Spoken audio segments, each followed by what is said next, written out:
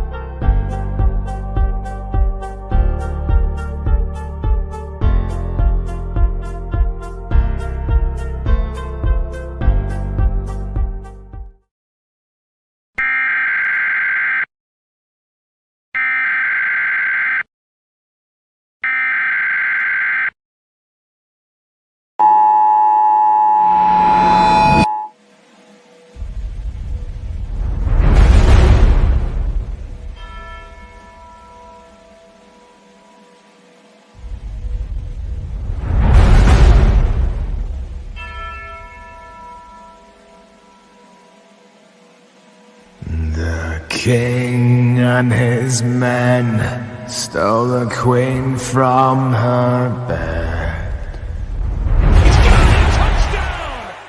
bound her and her bone.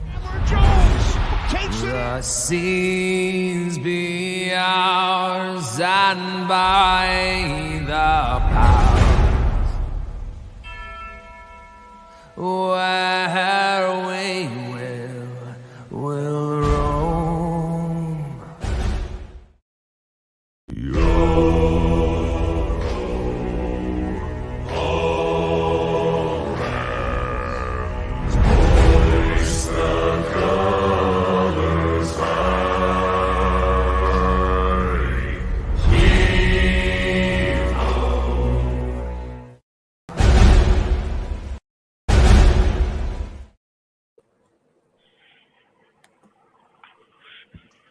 What is good, Raider Nation?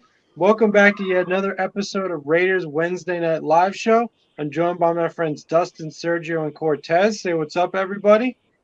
Salute Raider Nation. That's good. Salute Raider Nation. Appreciate all you guys showing up. Salute to the chat. Salute to the mods. Salute to everybody on the panel. Appreciate all you guys showing up each and every week, man. Thank you very much. Salute, Al. Facts, yeah. Yeah, exactly. Salute, Salute to salute. this panel. Took your As soul. always. Salute, Loon. Oh, that's what I say. Fucking salute them all, man, because you're going to be there for a minute. Exactly. Hey, Salute Yeah, to the like bot. so, hey, you know what? They all deserve it. They all deserve it, so screw it. I'd be like, salute Robert, salute Lunatic, salute AJ, salute Jason, salute Omar. Shit, if I miss anybody else, I mean, took your souls. Salute to all you, man. I appreciate all of you. Al, salute, man. Yeah, Like I I'll say, salute comment to all of at you. the end. Look what he said about me. He said, Cortez back, Yeah, like salute. Cortez. I'm the 45. Salute to the members of this panel. As always, salute to the mods in the chat for holding it down. We wouldn't be able to do the show without you guys, as always. And last but not least, thank you to our viewers for watching and commenting along with us as we begin this broadcast. We got another great one for you guys, as always. Just a quick reminder before we do get started. Our YouTube Nightbot is currently posting the links to our various platforms in the comments section right now as we speak. So when you guys get a chance, if you haven't already, if you guys could just check out all of those links, Oh, the gee, various that's links diabolical. to its platforms that it's currently posting. We would greatly appreciate that. Just to give you guys a quick rundown of those platforms. So first and foremost, it's going to be giving you guys a link to the Death Star Port YouTube channel, which we're currently broadcasting to. If you guys haven't already, if you could subscribe to that channel, hit the notification bell, like as many videos as possible, and comment on as many videos as possible, that'd be greatly appreciated. We do thank you in advance for that. The second platform that's going to be posting a link to is a link to our Twitch channel, the Death Star Port on Twitch. If you guys are on Twitch, if you haven't already, if you give us a follow there as well, that would be greatly appreciated. It's also going to provide a link to our Instagram account, the Death Star Port on Instagram. So if you guys are on Instagram, if you haven't already, if you guys could just give us a follow, throw some likes on some of our posts, and maybe even share some of our posts, not only to your story, but to your friends over DMs, that would be greatly appreciated as well. And last but not least, it's also going to be giving you guys posting a link to our Discord and our DSR Discord server. We'd especially like for you guys to check out that link because as far as DSR is concerned, we really consider it the heart of what we do here. So once again, if you guys haven't already, if you guys are on Discord, if you wouldn't mind checking out that link as well and just joining us in that community, we would greatly appreciate that as well. And we really love for you guys to join us there because it's a tremendous community. We got a whole bunch of stuff going on in there. It's a great opportunity to connect with a whole bunch of people, not only over all things Raiders, but through a wide variety of topics. We have a Raiders chat in there. We talk about all things Raiders, obviously, but we also have a general chat where we talk about life in general. We talk about the NFL at large. We have fantasy leagues, both NBA and NFL. We talk about other sports leagues like the NBA, NHL, and MLB. Um, we have promotional events like free giveaways.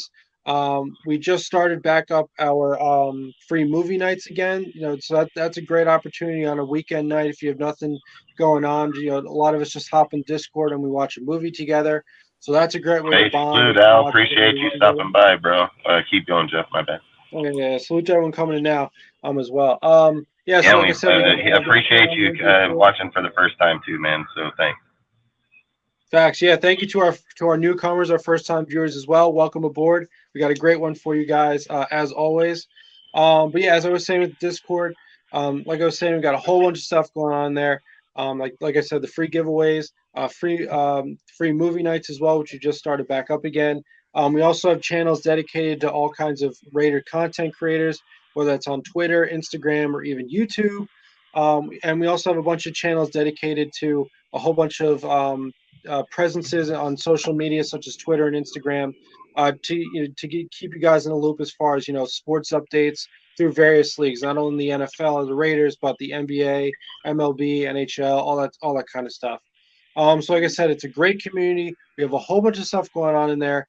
So like I said, if you guys haven't already, if you're on Discord, if you guys do happen to see the Nightbot post a link to our Discord, if you guys could just follow that link and join us there in the Discord community, we would greatly appreciate that as well. So like I said, if you guys could just pay attention to the Nightbot as it does post comments, which it will multiple times throughout the duration of this broadcast. So you guys will have multiple opportunities to check out all these links. If you could just tap in with us on all those platforms through those links, like I said, it would be greatly appreciated. And we do thank you guys in advance for that. Like I said, again, just real quick, the Death Star Report YouTube channel, Death Star Report on Twitch, Death Star Report on Instagram, and last but certainly not least, the DSR Discord server. So like I said, if you guys could just check out all those links, the Nightbot will be continuously posting that throughout the night, throughout this broadcast. So you guys will have a whole bunch of opportunities to check out those links. But if you could, like I said, it would be greatly appreciated. And we do thank you guys in advance for that. And so without further ado, with that all out of the way, let's begin our broadcast with our first topic. So as many of you know, I'm sure, probably the biggest piece of news to hit Raider Nation over the past 24 hours or so is that Derek Carr took to a news entity of some sort. I believe it's some sort of I believe it's the Fresno Bee. Don't quote me on the name of the source that he spoke to, but basically he had talked about his time with the Raiders and how it had unceremoniously ended due to obviously the disagreements between he and mainly current Raiders head coach Josh McDaniels. And in that interview, he revealed that the breaking point for him as far as deciding whether or not he himself wanted to come back, which obviously itself would have assumed that the Raiders themselves wanted him back, which they clearly did not. He said for him the breaking point was that when his wife Heather Carr cried due to the fact that he was benched after the following the Pittsburgh Steelers, the matchup against the Pittsburgh Steelers this past year. He said for him, the relationship had been so soiled that he could no longer, come back to this team in this organization with this current regime. So, Dustin, this is your topic if you want to get us started on your thoughts on what you feel Carr said or how you feel. Hey, Dustin, I saw you change that Instagram post. Hey, Dustin, I saw the Hey, that original shit one. was getting Don't bad think heat you're on slick, that. bro. Don't think you're slick. Hey, real quick, I'll show you. I saw it right away. I was like, this fool I ain't gonna lie, changed his people got post. pissed on Hey, that look, deal, Crybaby's man. I wasn't even about to go down that road. I was like, yeah, after about the 15th fucking post, I was like, yeah, Hey, Dustin, Crybaby's waiting argue for these you to fucking speak. dudes. Hey, when I saw that was the reason, I was like, yeah, he probably would have started like another civil war with that post. Yeah, I ain't even lying. I thought it wasn't. Hey, I'll tell you right now. I thought, his original post was saying like, yo, why does this even matter? Hey, that's what I said, and I'm not even gonna lie. I wasn't even gonna go down that road. But at the end of the day, I didn't say about his wife. Hey, just so we know, I didn't say about his wife. it was the other contents of what he said. The post was about him and about how what was that one? It was about how he didn't give it his all at the end or something like that. some Yeah, bullshit did like the that. casual Like, how put he- it all on me stuff. Yeah, type of shit. How he wasn't there, that he You're a was big angry. crybaby. And then I just put it in there. But let me tell you what, that wasn't even like putting fucking gas on the fire. That was like putting jet fuel on the fucking fire, bro. Like literally burning that like fucking 50 million degrees. But long story short, at the end of the day, I mean, dude, I don't like. I mean, I'd just like to know how they made her cry. Like, did they make her cry like because they physically told her something? Kojo, salute, bro. Appreciate you. Salute, Kojo. Dark. Salute, Holly. Salute to all you guys coming in right now. Appreciate all of you guys. And the only thing that I think at the end of the day is, like I said, I've always say that Carr is once Raider, always Raider. I never am going to bash him in that aspect. The thing is it's kind of like Josh right now. Why are we still talking about this fool even after he's already been gone? Everything is like, I get it, bro. Like, I totally get it that all the, like you're a Raider, all these things, dude. But I mean, you can say, oh, about playing for free. You just wanted to play the last 2 games. Like, I 100% feel that. So I'm not going to bash in those aspects. But the thing is it feels like for the Raiders all the time, like when we're getting loaded up going into the fucking season, every single year we end up having these some type of crazy fucking conversation going on. And then now it's like, now they're trying to make it out like he said, once they made my wife cry, I knew that was it, and I'm sitting here thinking, okay, did they make her cry because they told you they were trading you to the Saints, or, or weren't going to have you here? And then that even comes into play right there, the Saints deal, because when did they make her cry and how? Because, like, what if they were going to make a trade with the Saints, dude, and then this guy at the end, because they did do something to his woman, he was like, hey, fuck you guys and your trade. You know what I mean? But I call that shit from the get-go. I knew he wasn't making that deal. But in my opinion, I'm thinking it's because, like, think of it in this perspective. So not even, like, just the Raiders, but Derek Carr has never left the West Coast. Like, he's always been in the West Coast, but like in high school, in college, and in the professional league. This is like the first time he's leaving this area. And I feel like this is like the first time his family realizes that this is a regime that was actually serious in getting rid of him. Not like the rumors where it's like, oh, Gruden doesn't trust Carr, or like, oh, they might get rid of Carr. This is like the first time where a regime's like, and oh they yeah, meant we're gonna get rid of you. They meant it because, and you're right, Sal, like it is a time that they have nothing to talk about because we're consistently every day now. We got new Josh Jacobs news. Like we can just anticipate this shit going forward for sure. And then it's like freaking even with Carr, like I said, like Carr said his goodbyes months ago. Like, let's not forget he was traded in February or let go in February, dude. And we're still over here having interviews and talking. Salute, Richard. Appreciate you, bro. All these things. And listen, I'm not going to sit here and say like how the things went down. We've talked about that shit enough. You know what I mean? Like we've talked about it so much, it just gets tiring even talking about it anymore because he's not even here. And we waste so much energy on a player that's not even here anymore than worrying about how we can make our team better, how we can fucking do things better in our organization. And again, at the end of the day, I think like maybe like you were saying is that I think the reason that she was crying is because she was leaving Vegas at the end of the day. You know what I mean? After they got there, they built it. Like she probably wants to be there. A lot of things like that. So, I mean, I think it becomes more personal at that point. Hey, Dustin, and plus that they lost their suite too now because he's no longer there. This bullshit. But Carr's a bitch. Carr's a crybaby. Yeah, I just think like, I don't know. Like I said, it is what it is at the end of the day.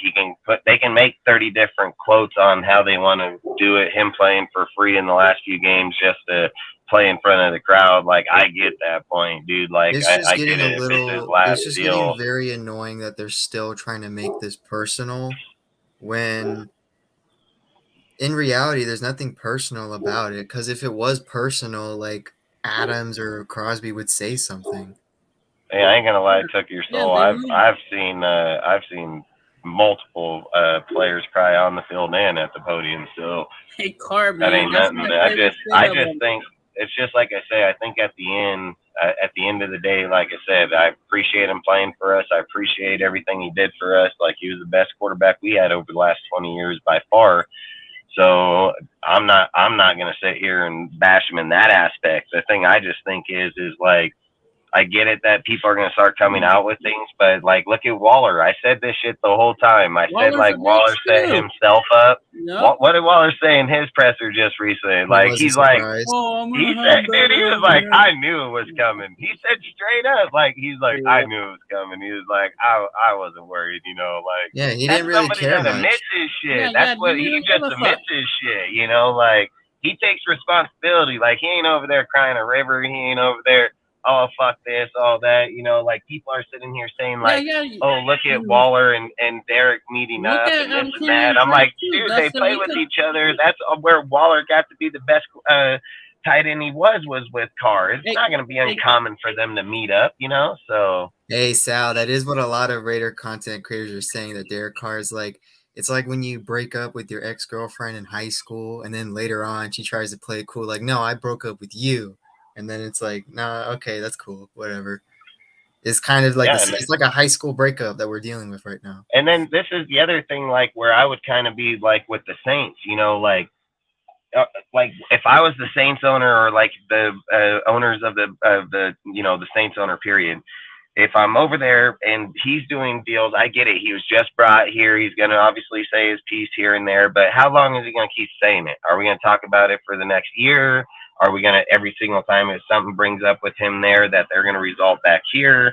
Like, that's just going to be crazy. And then we're going to talk about it every time, and then it's going to rile back up the, you know, the fucking Carr Saints. Like, I'm not going to lie, those fuckers they're pissed. Like, and I'm not going to lie, they all get pissed off too. But the fact is, at the end of the day, dude, he can sit and say, like, anything he wants, dude. Like, he can say, well, I wasn't playing at my deal. I was pissed off. I was mad.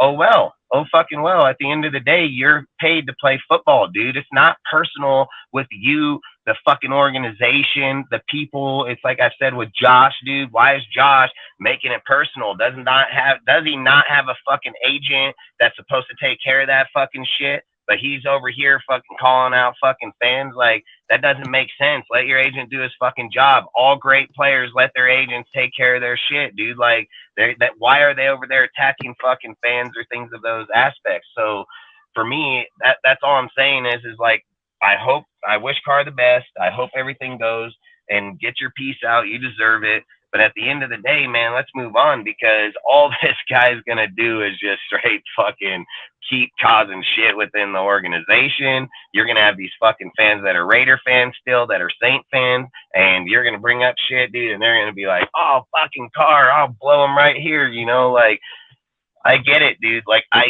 get it. I'm a huge time. Like I said, Carr's been my favorite quarterback for a long time. I appreciate everything he does. I think he's a great guy. I mean, I appreciate the church shit he does, everything he does. Like, I don't have any issue with him personally whatsoever, dude. Just at the end of the day, when you move off of a player and you're trying to build your organization, you get these guys where they're like, well, it's Carr, and it was because of Josh McDaniels and Ziegler. That's the farthest shit from the truth, man. I mean, Carr tell you out of his own deal that when he signed that contract, he made an agreement that he had to reach a certain standard in order to stay here. He fucking knew. I think that's why I started getting to him towards the end of the year. I think that's why it's so personal with him, you know. That's why like a bunch of players were saying Carr felt different this year. Like, he was just frustrated more than usual. Yeah, and I think where Carr says, like, he would have played those last two games for free, they wouldn't have let him. They would not fucking let him, because they know he would have had a chance to beat him, or beat one, or if not both. Well, probably one, not both. But at the same time, that would have taken him farther into the draft. Like, they were already at 10th with him when they sat him, dude. They were like, yeah, nah, we ain't doing this. By the time we lost too many games, they were just tanking at this point, because there was no point. Exactly. So, like I said, you know, I wish him the best. I would love to know the contents of how they made his wife cry. Like, I guarantee. Yeah, what the fuck's all that about? Because I guarantee Ziegler or Josh or. They didn't Is that the fucking whole tell her situation? nothing. There's no way in hell No, they no, told no, her no, anything. no, because he You know? bitched So, out like fucking. That's like the biggest bitched out of out. context issue because your wife, like your wife is just your wife. She's not like a football player. She's the only thing she's involved in is that she's like a quarterback's wife. So what does she have to do with this situation? Like it's like a super out of context thing. Like all you say is, well, they made my wife cry. Okay, how? Did they like tell her to F off, or like is it just because when she heard the news that you're leaving, she cried? Like you got to give a lot better context with this. yeah, because that's what I was thinking all day long to myself is like, I'm like, I know they're church going people. I know that I know like the way that they talk to each other or treat each other, like they're not just going to come out. Ziegler and Josh are not even nowhere close to those type of people. So the only thing I can think in my mind is like when he said, well, it made his woman cry. I started thinking like it has to be when they were telling him that they're going to get rid of him. Like had to be. Yeah. There's no That's why I question in was my saying mind. earlier, But like the their crazy family shit is realizes he this cried, regime is or no he was joke. a Like they little don't bitch care. when They don't care what your name is. when that fool didn't want to be there to help Stidham. Like he bitched out on that. Like, And I mean, look, dude, look, I'm not going to sit and I'm not gonna fucking hate on him for it, dude. I mean, he already knew he was done. Like, he don't need to teach him anything. I'll bash the quarterback. You know, I don't. Yeah, because I think at the end of the day, at that point, it's like, hey, it is what it is. You know, like that's all I would say because I would just say, like they did, like, hey, fuck, go home and thank you for you playing here for 9 years, but you're not gonna be here no more. And I think you said it just right away. I think you said it right away is that. Oh fuck! I just got that text. I hate when I fucking do that. 14 interceptions, a hard year, but the year before, I keep saying this, Gar had 4,800 yards with 23 touchdowns with 14 interceptions. So I think, like I said, I think he had a good year under. I think he had a great year under Josh. Like the stats will prove it, dude. And again, Devontae's stats will prove it too. And I've even said even more is that if Carr was here for a year or two, like him and Devontae would be hooking the fuck up, dude. Like that's the whole thing that's so disappointing, dude, is like we're not even gonna get to see Carr and him fucking play at their best, dude. Like if you're telling me that was just year one production with those two not even fucking playing with each other for 9-10 years, like I would have taken that shit all day long, you know what I mean? And this is where he would have only been better. This is where like I really blame Mark Davis for this season because how he advertised to, like, he's the one that advertised. Like Josh and Ziegler didn't. Like he was the only dude in there saying, oh yeah, we're gonna like win this many games, we're gonna be like a Super Bowl team. And like how he probably sold that to McDaniels and Ziegler, and then that's when like all of this losing started happening. McDaniels and Ziegler realized what team they were just given, so they're like, okay. And that's probably why when like we heard news that Ziegler and McDaniels were talking privately with Mark during each game, they were probably telling Mark like, hey, this team is not built for the playoffs right now, and we need to like tear this stuff. Like we need to like put our guys in to fix this team because this team is not ready. Yeah, salute Nutty.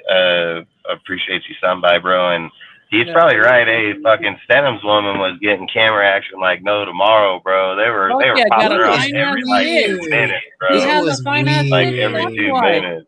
I never saw like an entire like staff like drooling over a backup quarterback's wife. Like, dang. Hey, I ain't even gonna lie, dude. She was like on the jumbotron. Hey, it was like he threw a pass. Pow! There she is up there. Oh, he's gonna get touchdown. You thought he didn't just score a touchdown. He got water. Scored the ladies. Yeah, I swear I was at first it was like cool, and then it started getting weird how many times they were doing it. Took your soul. That's 100% right, dude. He had way more. Stidham had way more time in the system than Carr fucking did. He didn't need his help whatsoever.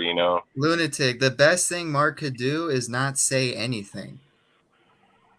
Because the moment he opens his, like, we all agree that like Mark he isn't like the football knowledge guy. He's more on the business.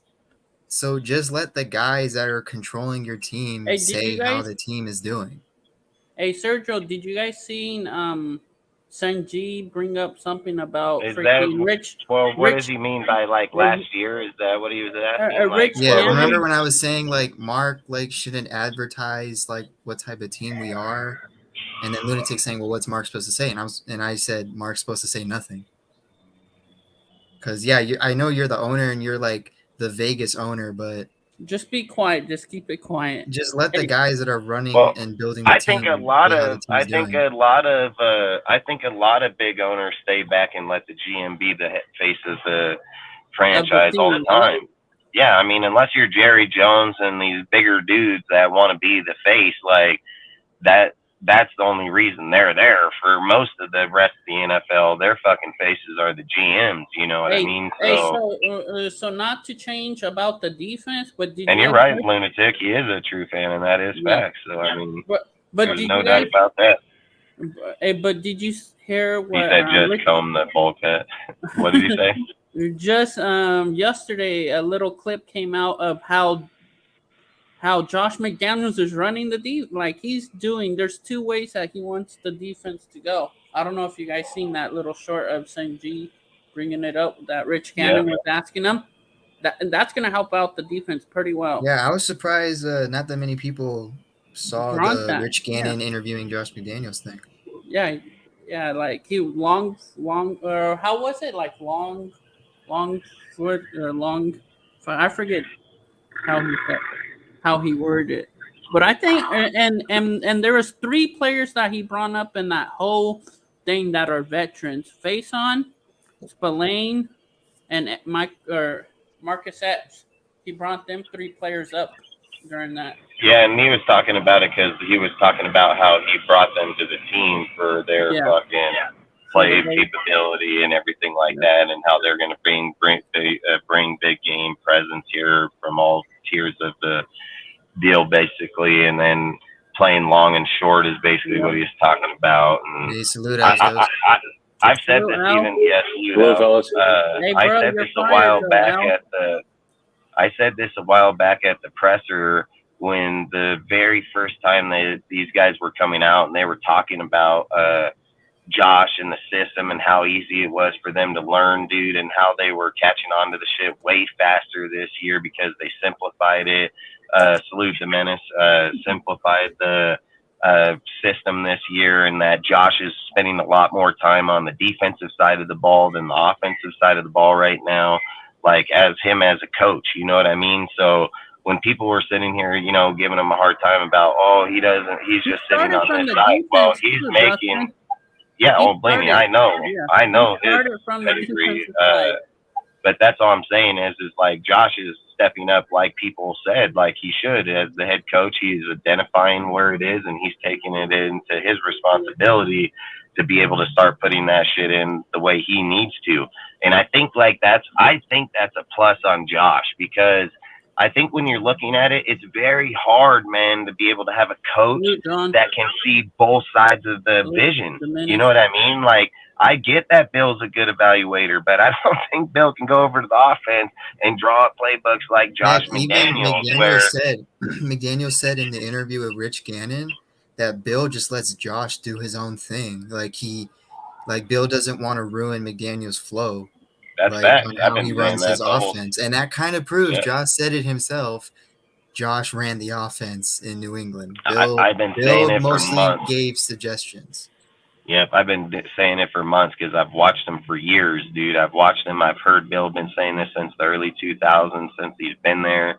I knew that shit from the get-go, because that's all I say is like the thing where I think Josh has a pure advantage over most people is that they're one-sided type people. And in this case, he can go over where he's like, okay, I know my offense is going to be really good. I know that this side's going to be powerful. We have a way better together wide receivers, tight ends, halfback. We have a way better unit together. Now he's sitting over here going, okay, we have so many moving pieces here in the defense. We're bringing in new people. We're bringing in younger. How can we make this easier for new and old catch Hey, onto the system Dustin, faster, like, and that's why like he's freaking- there fucking like- doing that right now. Like freaking right now, Lunatic. This is what Josh said last year, that in a couple of years he's gonna hand off his plays. Hey, peace out, Richard. All Appreciate playing. you, bro. Call playing after a few Salute, years. John. Appreciate you, John. So Mick Lombardi's gonna take over, and like he's already started that during the preseason games. Let Mick Lombardi. Yeah, but I think with that, like Josh wants to solidify his offense first before he ever makes that transition. That's Josh every wants head to coach's make sure dream. his shit is in place, rolling. Then he can be like, okay, we can pass it off because this is solidified. And then I can see him going over and monitoring the defense more in that aspect. Yeah, I mean that's all I like say. every I think that's every he's head just got a coach's plus dream. in that. Like every head coach's dream is like having an assistant that's able to call your plays while you're able to monitor the other side of the ball to see how they're doing. Like even if like you're a defensive minded coach, like your dream is like your defensive coordinator is able to call the plays and you monitor how the offense is doing. Yeah, and that's all. I just think that's why I just think at the end of the day, this man, they can bash him and say all the things they want from his previous time, but I've always said, and I've been saying it since day one he's got here, like it's not going to just happen overnight. The difference is he's taking responsibility for it, he's identifying it, and he's addressing those spots in those positions. Now, what's going to matter is when we get to camp and then OT or to preseason, is that shit going to transpire for those players to play at a fast level? And a lot of people have said over the years that simplifying shit sometimes allows rookies to come in and play a hell of a lot faster because it's not so complex. So I think when you're sitting here looking at how many of them we may have defensively, it makes a lot of sense to be able to make it a lot easier for everybody else to concept, not just being like, okay, 2/3 is fucking veteran type players and the other third isn't, but that third is going to matter massively because they're not going to be on the same pages over here, where they've probably sat back and said, okay, all of these guys complex to this, understand to this point. And then from this point, we need to simplify it because this is where people are running different. This is where they're going different. Maybe like he said at the press conference at the midway point when we took our break, our bye week, he said, we're going to go into this bye week. We're going to try to go through the plays, and the ones that aren't working, we're going to take out, and then we're going to try to simplify things, which they didn't, but still, I give the point. But at the same time, they were still doing dumbass plays. But that's all I'm saying. They're probably doing for sure here now on the defense.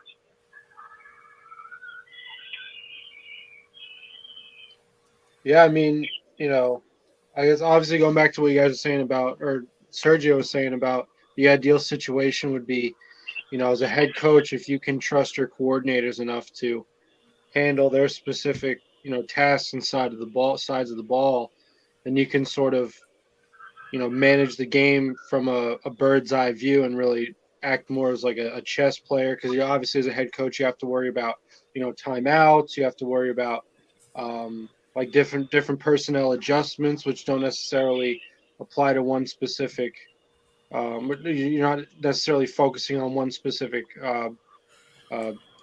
side of the ball, if you will. So, yeah, I mean, you look at the Cowboys right now, the situation there, and obviously parting ways with Kellen Moore, their offensive coordinator from last year. Now Mike McCarthy is going to have to call the plays, which, I'm sure he's not thrilled with because, like I said, he'd rather, sort of worry about winning the game, right? Like that's like worrying about, maybe like at any given point in time, like 2-3 quarters ahead, like just trying to figure out like, okay, what's going to happen at this point in the game? Like, how are we going to adjust to that? And that's not necessarily, that's not about fixating on one aspect of the game specifically. That's what the coordinators are for. So I guess I don't know if you guys have been hearing things. I haven't, but is Mick Lombardi supposed to start calling the plays? Is that he ain't calling the plays this year? There's no way, no how that's happening. Okay. I don't think Mick Lombardi, if Josh stays here, I don't even think Mick Lombardi would even call plays till like 3, 4, probably like year 4 or 5, because if you be real about it is like he's even said in the conference that they just interviewed him in, a while back, he said he here to do whatever that they need from Josh, like Josh needs from him, is basically what he said. So he's not over here looking like, oh, I'm gonna take over this spot. I'm telling you, like Josh, look, this is the problem. If Josh passes him the controls right now is like Josh can't walk into the game and take it back. You know what I mean? So he would have to be in his ear telling him like, okay, we need to call this. He needs to know he can rely on this guy to call the plays first. You know, like that's what I think in my personal opinion. So he's never even done it yet. So for me, I would think like coming here, getting the offense established, putting the right people into play. This year, I think Josh is getting it. Next year will probably be where Josh is finally getting his shit tuned, and then the following year would probably be like, okay, if these next 2 years go fine, then give it to him. But you're risking a lot to give him the play calling before your system's put together. You know, Mm-hmm. he's not gonna see this. He's not gonna see the game the same way. It's just not gonna happen.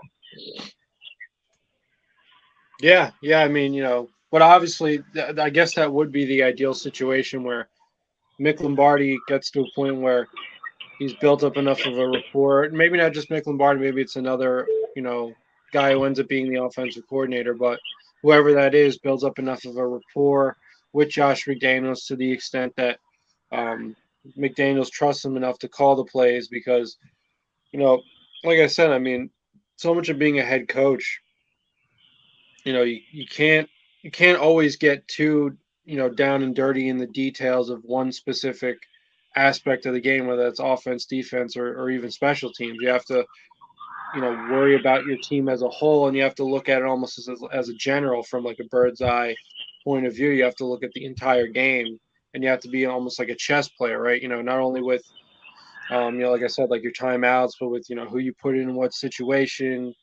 Obviously there's other things like, motivational speeches and whatnot that I'm sure you have to worry about as a head coach, like, like tapping into the emotional side of your players. So, yeah, like I said, I mean, if there's a guy who the Raiders could find who really works well as a technician sort of a guy in terms of like being able to, call the right plays, right? Like coordinate the offense well enough to be in charge of that, then Yeah, because I think it would make more sense. Like, I think it would make more sense for McDaniels to go get a veteran coach at the offensive coordinator that would have more familiarity with the offense that Josh is running. So then he would just have more experience. Like the problem when you're taking a guy like Mick Lombardi that hasn't been in there or done it at that type of level, you're taking a huge chance. It's like it could be a Todd Downey shit. You know what I mean? Like you can end up with the Todd Downey situation here, and I'm pretty sure you don't want to do that with the dudes over here right now. So once you make that move, you're screwed. You know what I mean? So, and yes, I do think that Josh will let him call him in the preseason for sure, because what's he have to lose in the preseason? I think preseason's letting in. I think like Josh would probably call some plays to get familiar with the team and everything, and then I think he would pass the controls to Mick Lombardi in like the third, fourth quarter or something like that. Like I can see him doing it, and then depending on where they're at and how Josh wants to see, I think it all comes down to how comfortable Josh is seeing the team in the preseason. If he's seen enough to where he's like, okay, I think we're just fine and our team's going to do just fine, then he has nothing to lose to give the controls to Mick Lombardi. But if the team's struggling and they're trying to figure out, okay, we need to swap this around, we need to start calling, or if they're doing that type of shit, then why would they pass the controls off if the machine's not running right? So for me, I just think that's what it's going to come down to, in my opinion, just how good the game's going. If we're beating ass on them like 24-3, most definitely pass those off. You're not going to lose out there. So. Mm-hmm. Yeah. I mean, it could also very well be that McDaniels likes calling plays. Like, obviously, that's his background. That's what he's familiar with. And maybe he feels like, that's how he wants to influence his team throughout a game. So, I mean, I would just say, like I said, ideally a head coach should not necessarily be worrying about that on a detail on that level of detail. So And every no, great at the coach, end of the every day, great coach in the NFL is going to call, if they're an offensive coach or defensive coach and they're a head coach, if they're good, they're going to call their plays. They've done it their whole entire. I mean, Bill didn't even relinquish his calls until just a few years ago. And what, to his kid and shit? Like, there's a huge difference. You know what I mean? Like, he probably talks with him every single fucking day, and he's been talking to him every day since he's been born, you know? So, big difference to relinquish the duties to somebody that's obviously in your family, knows what you're doing. But Bill don't just hand that shit off to anybody. Like, he may give it to Patricia and let him call or go through there, but Bill watching right over the back of his ass the whole entire time. So that's his forte, is the defense. You know what I mean? So I just think, like, with Josh, I wouldn't want him to relinquish it. You know what I mean? Like, the only way I would want Josh to relinquish the offensive coordinator duties is if he's sucking. You know, salute Melka Breeze.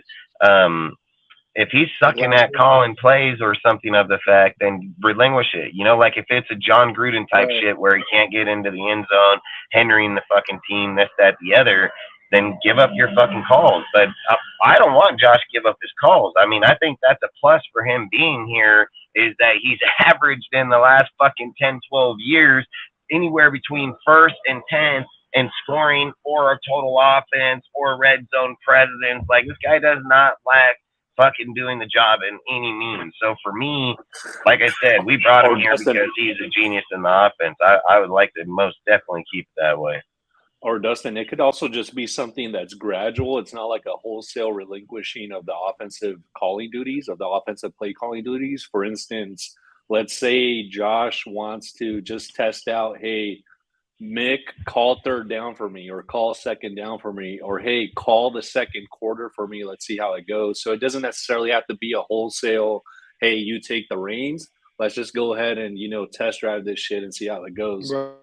And not only that, I think the more that he learns the system, I think Josh can rely on him to be able to say, hey, man, we're at 3rd and fucking 5 in the goal line. What do you think? Is this play going to work? You know what I mean? Like, you can be as smart as you want, and unless you got other people to validate it or know that, hey, at this point in time, that's a good deal. I think that's more what Josh is doing, is just having something to bounce off to have, to be able to be comfortable with the conversation. So, like I said, I think, and not only that, he's even said that he's brought in players or coaches here to have the red zone fucking presence, things like that. So he's already said straight up, like, he's not trying to act like he knows everything. And that's the thing Gruden would never do, is when he has a weakness in play calling, to relinquish those calls to somebody else at that time.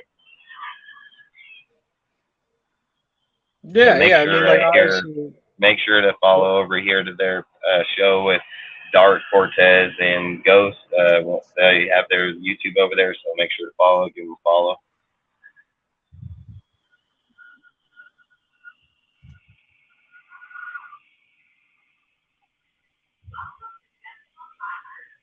Yeah, like I said, as I've also said before, pay attention to this Nightbot. We're posting a lot of links. Make sure to check in with all those and tap in, not only to stuff related to DSR, but like this show, for example, that our panel members Cortez and Al's Ghost are doing, but also links that pertain to individual content creators. And don't forget about Dark in my show too. Dark too. Right. That's what we were just. And fucking hit the wrong button.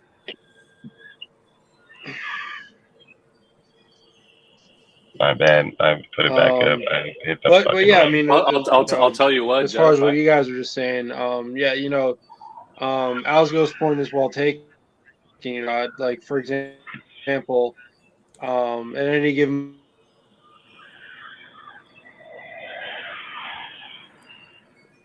I think you're freezing on me, Jeff.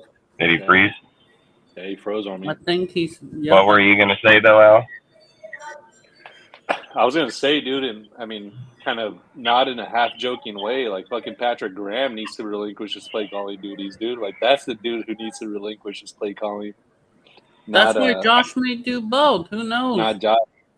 Yeah, but like I've told people in conversations just recently this week talking about it is like people have Play asked me like caller, straight whatnot. up. They're like, "How do you feel? How would you feel result wise?" And they said, "Are you looking for results right here today? Are you giving them time?" Like I've said, I don't care who the fucking guys are that come here.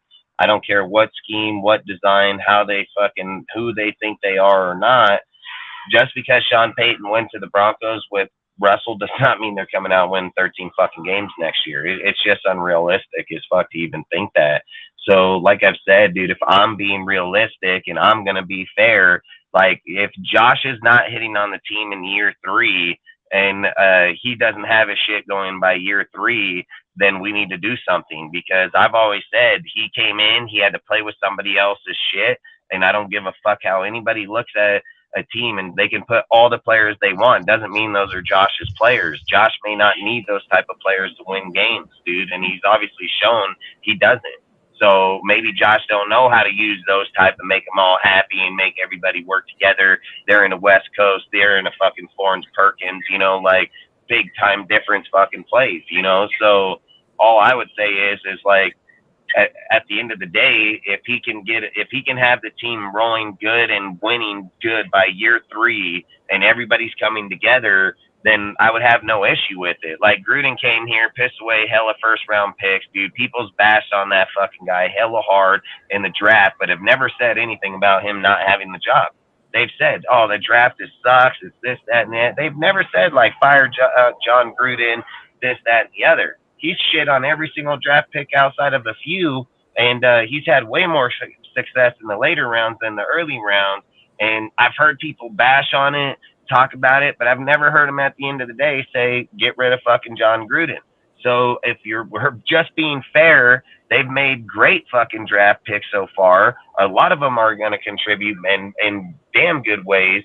So for me, I think at the end of the day, you have to give them till at least year fucking year 3 to be able to see where the actual system and where they're at with their team, because they may have an issue for like the first 2 years at quarterback. Like nobody's going to argue that, but who's to say if their defense doesn't develop faster than we've had in years to come, period. We've really been the 28th, 30th ranked defense for the longest fucking time.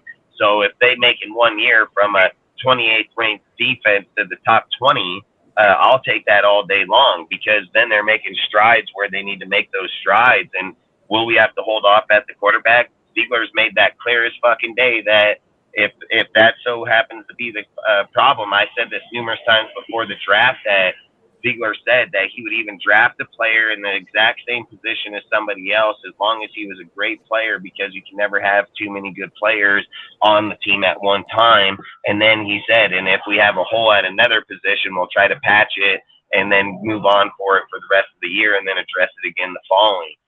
Salute, Ozzy. So that's all I'm saying. Like, that could very well be what they're going to do right here at the quarterback. And I've even said, like, I'm on the books with Aiden going to beat out Jimmy. Like, we didn't get this guy for nothing. And I keep saying, like, you better test the water and know who the fuck this guy is, because if you got a chance to go into next year's draft, and I don't care if you're getting a quarterback in the second round, because you can get a good quarterback in the second round, I would make sure you know who the hell Aiden O'Connell is, no matter who the fucking Jimmy's here or not. And then Jimmy's history, he sat on the bench almost every single year for multiple years, where a rookie has taken that field at some point in the season. So that's all I'm saying is better figure out who the hell he is, you know? Hey, Dustin, actually, I think you bring up a good point about giving Josh McDaniels until year 3 to figure out, you know, whether or not his program is going to be successful or not. I think the question that I have is, what does success look like in year 2 in order for him to I would say, like, I've already thought about it straight up. Like, he came in year 1 with somebody else's deal. People can say playoff team or not. You'd have to have the players to play in order to be a playoff team. You can't have fucking half the offense, half the defense sitting on IR and say that's the playoff team. So, like, when Josh took over the team, did it have the capability of being able to go back to the playoffs? I would not argue that point. But when the season fucking started after week 1, would I say the same thing? Fuck no. There's no fucking way in hell, dude. So many people are on the IR, and it's just crazy delusional thought to just act like the players on IR are on the team and act like they're going to go win games. Like, that's just a crazy fucking delusional thought. Like, when you're talking about addressing the team in those content, you're applying the content that the starters are on the field, but in reality, you're addressing fucking UDFA players. Like, that, how does that even make sense? So for me to sit here and say, like, Josh took the team as it was, should they win and gone? Yeah, I don't have, dude, they were putting up massive points, dude. I've said it. Josh put up the 12th best offense in the league, only playing 2 quarters out of 4. So, I mean, you're putting up those type of numbers with only two players and only putting up points in 2 quarters out of 4. You're doing fucking something way better than anybody else, because these dudes are playing 4 quarters and they're playing good ball for 4 straight quarters. And guess what? They're not even above the 12th ranked offense. So at the end of the day, this is how I look at it, because I look at real football. I don't just fucking make up shit. I say, when he got the team was a good team. We played really good through the preseason. When we started out through weeks 1 and 3, the offense and defense started to plead fucking players. By week 7, we were already minimized in massive ways. So at that point, I just said, hey, they're going to finish out. They're going to see who's going to be on the team. I've talked about this all year on our live, that Josh and Ziegler were going to get rid of massive players. I said, hey, don't be fucking surprised. I said, these dudes will leave. And I talked about Waller. I talked about all those dudes, because I've said at the end of the day, these are not their guys. They don't give a fuck about their names. They'll cut them as they are. And then in year 2, they'll bring in, what did I say? Systematic people that know the system, the people that'll adapt to this shit faster than anything. And that's the route that they were going to go. And guess what they fucking did? Exactly what I talked about. So if we're going to go into technically year 1 of Josh's actual team with Ziegler, then the thing I got to look at is that what type of progression do we have defensively and offensively? The offense was already sitting pretty well. Josh already coached 2 players to be in the top 12. So if Josh can take that exact same offense and go from 12th and turn it into, I mean, fuck, 8th. If he even got to 8th, dude, that would be good for me. I mean, 8, 10, anywhere in there, then that means with his type of offense, with his type of players, he went from a 12th rank to a fucking 10th or 8th, which shows that they're doing better. Now, if they go on the defense, and they go from a fucking 28th ranked defense with the players that they had last year, and we come in this year and we go to the 20th ranked defense, and let's say that we end up at 9 and 8.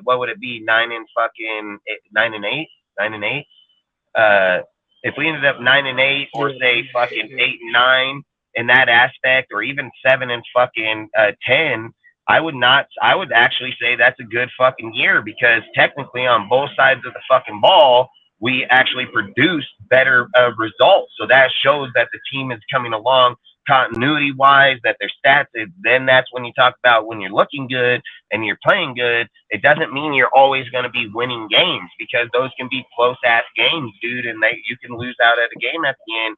So if your stats are increasing and you're just losing games out at the end, I'm going to say that's a pretty good, successful year. If we come out and we're just like 4 and fucking, what would it be, 4 and 13? So if we were 4 and 13, I mean, we would have to most definitely see, or do we have fucking 20 injured players? I mean, do we got 20 injured players? Do we have things like that? Like, that's what I would instantly look to first. But if you're telling me that we had a healthy offense and defense and we're 4 wins, yeah, we've got a major problem, dude. But at the end of the day, I know Josh ain't going to just win 4 games. Like, I'm not fucking dumb. Like, Josh is not dumb. He's not going to win just 4 games. I've said it.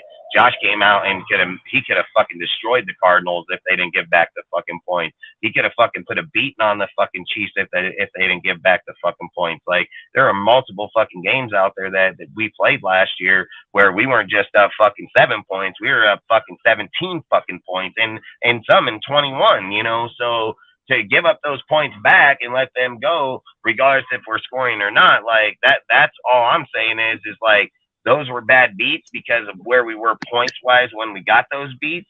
But if we're coming in this year and just being more consistent with a lot of different moving pieces here, then I'm gonna say successful. And if they go into the third year and we got a winning fucking like, you know, actual 9-8 fucking team, then I'm saying here we go. Because I don't think I think I said it even about Josh's offense. I think Josh was running on like 20-25% of his offense from New England.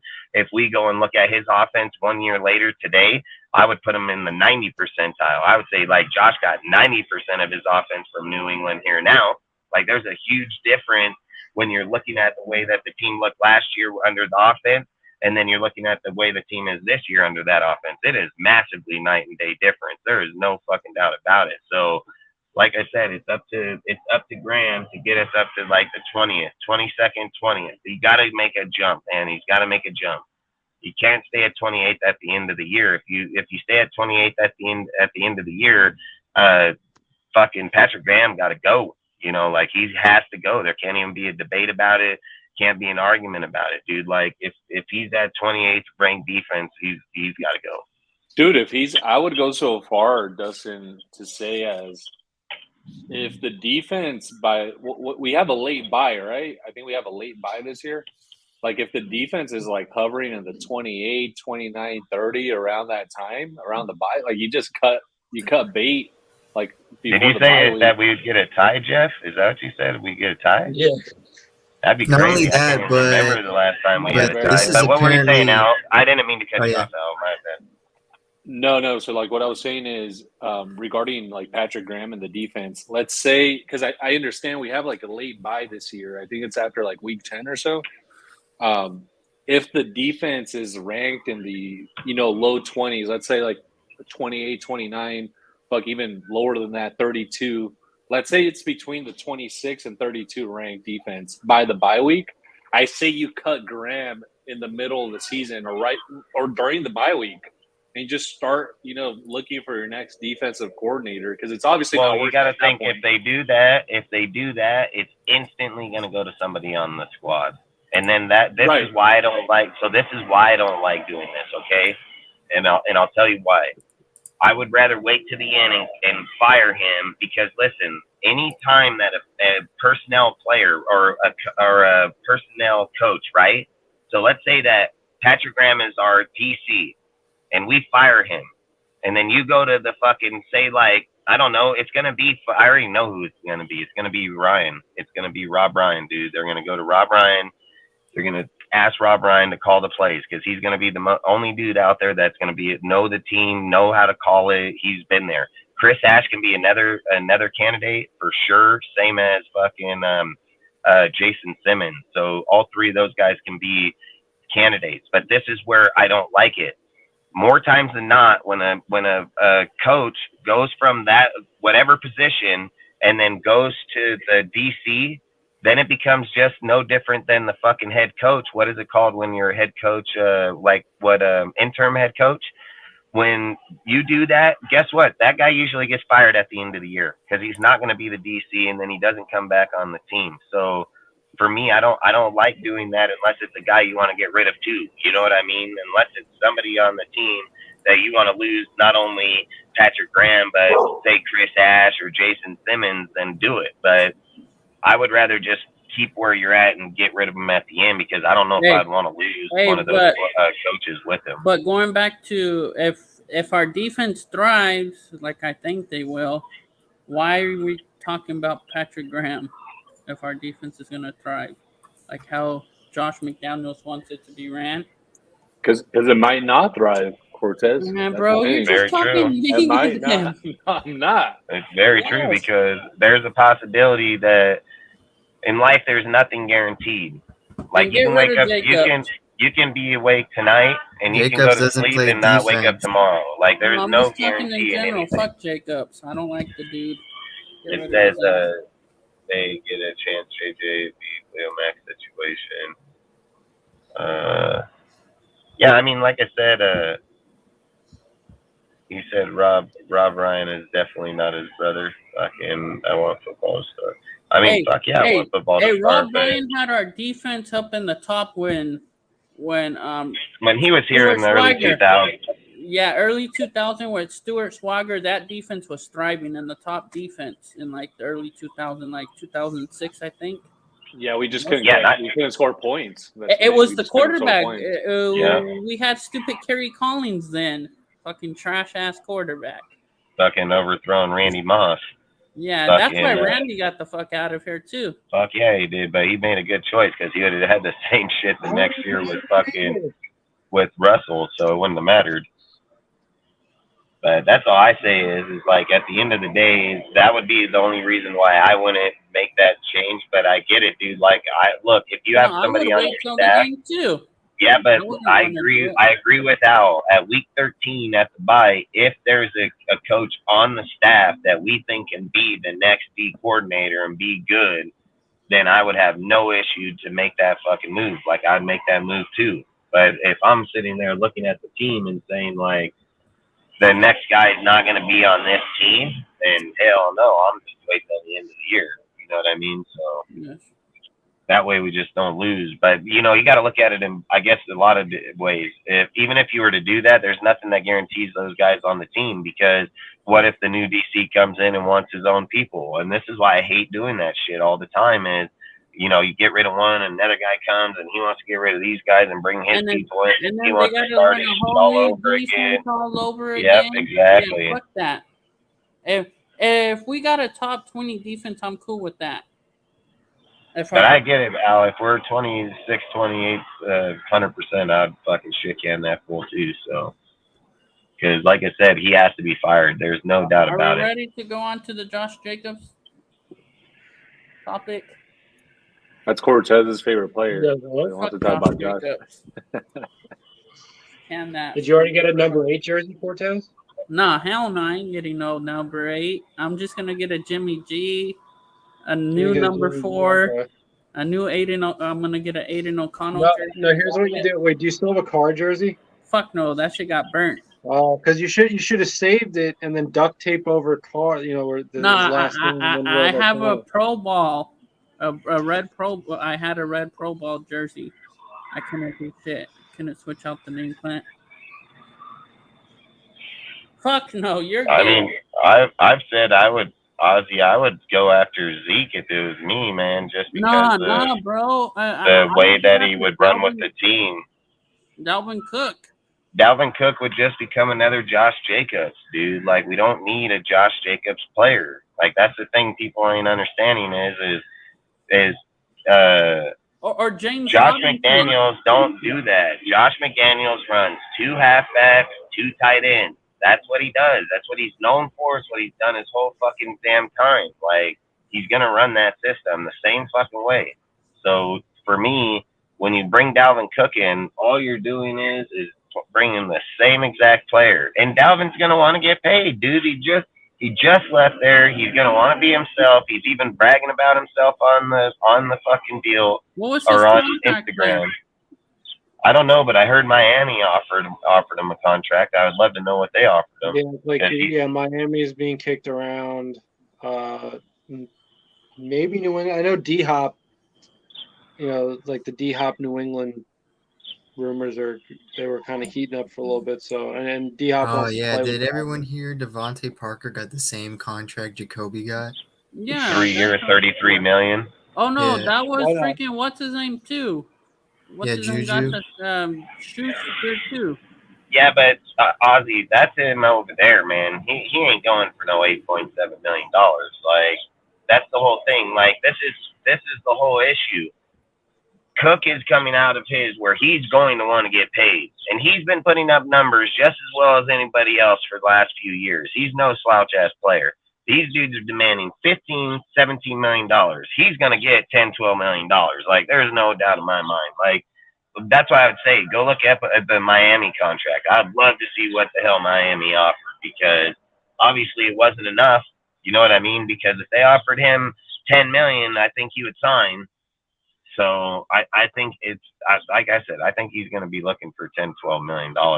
The thing where Zeke just gets to be beneficial for us is it's his touchdowns, dude. Like when you're running dual backs and you can get the touchdown presence from him from pounding it right up the fucking gut, that's what you're looking for at the end of the day. when you get down into the 5 fucking yard line and you got 3 chances to get inside that end zone where we in the past have been denied massively with Josh or without Josh, and we're going to go to a dual back system, you need to have guys that can just go up the gut and get it. And I think Zeke would be the best opinion out of it. I like Kareem Hunt too. I think Kareem Hunt would be a nice motherfucker too. I would take him. But even with him in, even if Zeke and Kareem were on the board, I would still take Ezekiel Elliott because he's probably only going to get 8 to 10 million. He knows, and he's in way better shape. I mean, go look at this guy's videos. Look how he's training. Like, this motherfucker ain't looking like no slouch, dude. So I think he wants to prove something. And I think if you bring him here, he's going to want to show the Cowboys, like, hey, look, you fucked up. And I would have no problem to give him $8 to $10 million to run with Zamir White. And he's not going to have a problem to run with Zamir White. We don't know if Josh is going to have a problem running with Zamir White. We don't know if it's going to become an issue. He stated on his Instagram that if you want me to be the hero, pay me like a hero. Well, guess what? Ziegler don't want you to be the fucking hero, and he ain't going to pay you like a fucking hero. Like, that's the kind of shit we're not looking at. We're not even paying attention to that shit. We're just like, Josh going to get paid. Ziegler don't want to give him that money, dude. He's made it clear as fucking day, dude. Like, he does not want to give him that fucking money. And he does not want Josh to be here to be the bell cow. Josh's snaps are not going to go 340, nowhere even close, dude. He'll be like 240, 270. Like, that's where Josh is going to be next year. So that's all I'm saying is, and we're getting to the point where this guy's becoming way more drama than he's even worth, dude. Like, this guy's becoming some crazy drama. So for me, like, I would 100%, look, I'd offer Josh $12 million. If he don't want $12 million, I will ship that motherfucker tomorrow. Like, I will tell him, sign the fucking tag. You're getting the fuck out of here, because people are making accusations that Josh isn't going to show up to camp. Josh may not even make it to week 1. Well, let me tell you something. If that shit goes down like that, that means that Josh signed the fucking tag. If Josh is going to miss week 1 in the fucking deal and have a way to stay there and play, that means he signs the franchise tag. If he stays on the non-exclusive tag on the 14th, dude, of July, guess what? See you later, motherfucker. You can't get a contract. You can't be offered a contract until the following year, till the last game of the end of the league year is over. Then they can make a contract deal at that point. But if you're implying that he ain't going to go through the OTAs, that he might not go to the preseason, you're implying that he's signing the franchise tag, because otherwise he wouldn't even make it to that point. So for me, I think at the end of the day, it's easy cut clear to me. I'd be like, Josh, you either get fucking 3-year fucking $36 million. I'll give you fucking $12 million fully guaranteed. I'm not giving you nothing more than that. Straight the fuck up, because at the end of the day, you've been injured for the last few years. You're riding one injury away from being out for a long fucking time. You could hinder us massively within our fucking deal. That's what I would give Josh, and I would tell him that's more than you've made in the whole time you've played yet.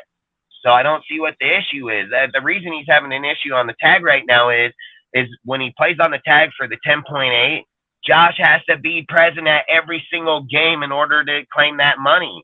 Josh can't be sitting hurt. He can't be injured. He can't be sick and sitting out. Josh has to be on the fucking field and presence in order to get that fucking $10.8 million.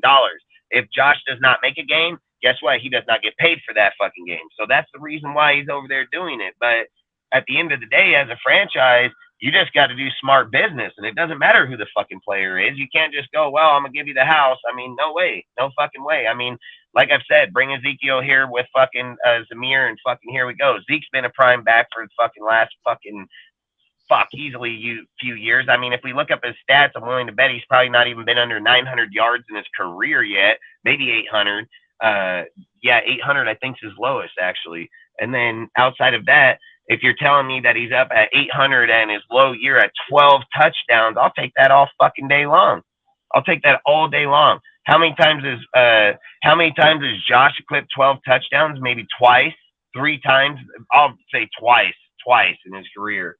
Zeke's probably never been under 10, so that's all I'm saying is production's what you need. So for me, I'm going Zeke all day, every day. Yeah, Charles is right. We're just kind of repeating the same thing. Oh, yeah. Yeah, I mean, yeah, let's Let's segue into another topic. Yeah, that's why I say Josh got to go because that guy got to get the hell out of here. I'm also just Josh personally Jacobs curious got about the. to get the fuck out of here. That's I'm all actually, it comes down to. Fuck it, let's run running back by committee. Fuck it. yeah, I mean, I was actually gonna say, like, I'm actually curious as to like how these young running backs perform and some, actual live action with, Zamir White and Sincere McCormick, etc. Like, I'm interested to see how those guys Hey, perform. training camp Dude, look at for them is gonna start like I think right at the The same time quarterbacks that are gonna the be and look there franchise tag July deadline is. 20th. and look at what they're talking about. You can go look at the reports on. You can go look up the reports right now on Brenton Brown.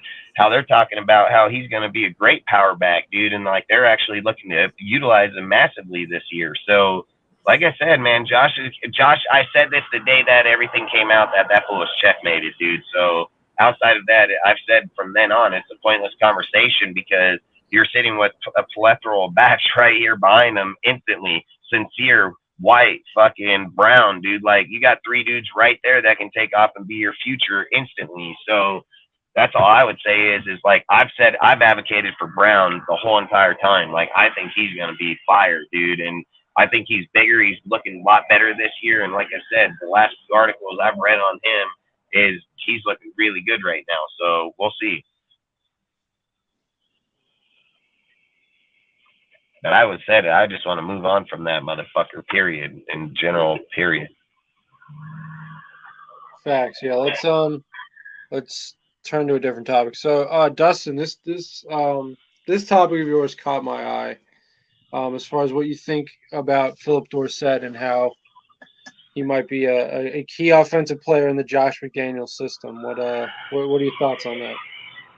So I was reading articles on what Josh was talking about back in years ago, where Dorsett was a big time contributor in the playoffs that year. He was a big time contributor in the Super Bowl that year that they won. He says that the thing that he loves about Dorsett is that he's going to come into the system already knowing it as probably better than anybody because he probably has the most continuity with Josh within the system. And not only that, he says like he can lead leadership by teaching somebody like Tucker the routes, the way that they run the tree. He has the same type of speed, as a speed player. I want to say he's matching speed, but what I mean is like what they use him for. And so that's all I was thinking is like Dorsett a key piece in the offense because of the fact that not only does he have the capability of having good route running, good playing. I think he's been over 800 yards both times. He's had I think his stats. I wrote them down, man, and I don't have that notepad with me. Trying to think if I can remember it, but I don't want to say it because I could be way off. But long story short, at the end of the day, what I read was Josh was talking about was if it wasn't for Dorsett in that time span of that Super Bowl that they won, they don't even know if they would even have made it there because he made 3 touchdowns within those playoffs, 2 within the Super Bowl. I think he put up like 70 yards in that game too. Like he was a big key piece inside there. So I think at the end of the day,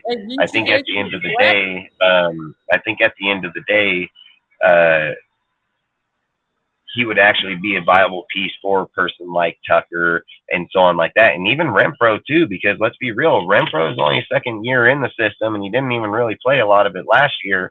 So I think the most that he can get from anybody is going to be there. So like I've said, I've pegged him on our team for one, but I do believe that he can be a big contributor within the offense this year for sure. I think he's going to be like his captain that like Josh wants to look to. You know what I mean? Like he did with Bolden, he wants to do that with Dorsett with the receivers, and I think you'll get a lot bigger, reaction out of it than he did with Bolden and the halfbacks.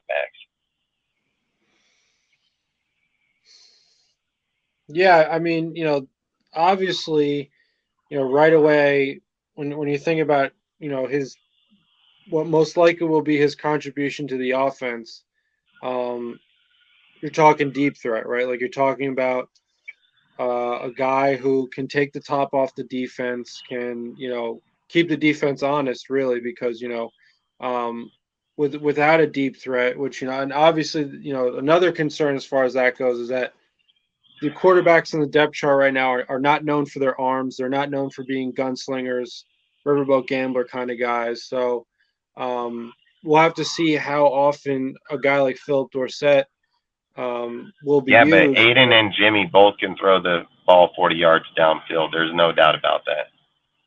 So we're not sitting here. We're not sitting here acting like Jimmy and them got to throw the ball 80 yards. Like that's not even going to happen. And even with Carr and them, I think 60, 65 at best downfield in long deals. So I think if Jimmy and them can throw over 20 yards, 30 yards, that's plenty enough yards to go big to the house. I mean, if Dorsett passes the corner, he throws it, he'd be 25 yards downfield and be gone. You know what I mean? So I think like you to sit and think like you're gonna wait till he's 40 yards, like you're waiting to air something out. That he ain't never gonna do that. So, but I think like Dorsett is more not just looked at as deep downfield. Dorsett has good route running. He runs good routes, dude. Like he has good play style. You know what I mean? And to sit and answer the question, I don't know how many years he was with the New England. I just know he was there and he was a big contributor in those playoffs and Super Bowl the year that they won that Super Bowl ring. That I don't remember. You talking about 2018? Last year in New England, he had 32 touches for 418, 5 touchdowns. His last year in New England. Yeah, 32, 418, 5 touchdowns. Yeah, and I think his deal was like something, like you said, I wish I would have grabbed that damn notepad. I left it in my other pickup. But like I said, from what Josh says, he brought big time contributing inside those playoffs and Super Bowl inside there. And even Josh has claimed that they wouldn't even had a chance to win that Super Bowl if it wasn't for his play style in there and how he contributed. So, like I said, I just think at the end of the day, he brings a lot of value within the system, within being able to teach it with players. He's an older player, obviously, so he's going to have the veteran leadership. He has Super Bowl experience. So, like I said, I just think in the deal from what Josh was talking about, that's why I think he could be.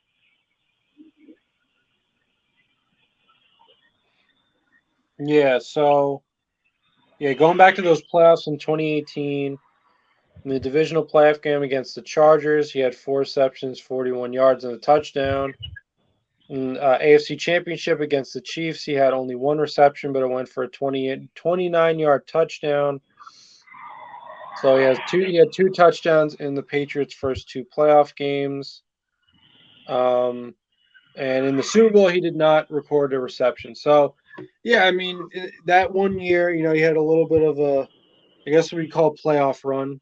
He had a little bit, contributed, right? Maybe kind of became sort of like a Chris Hogan, if you guys remember that guy.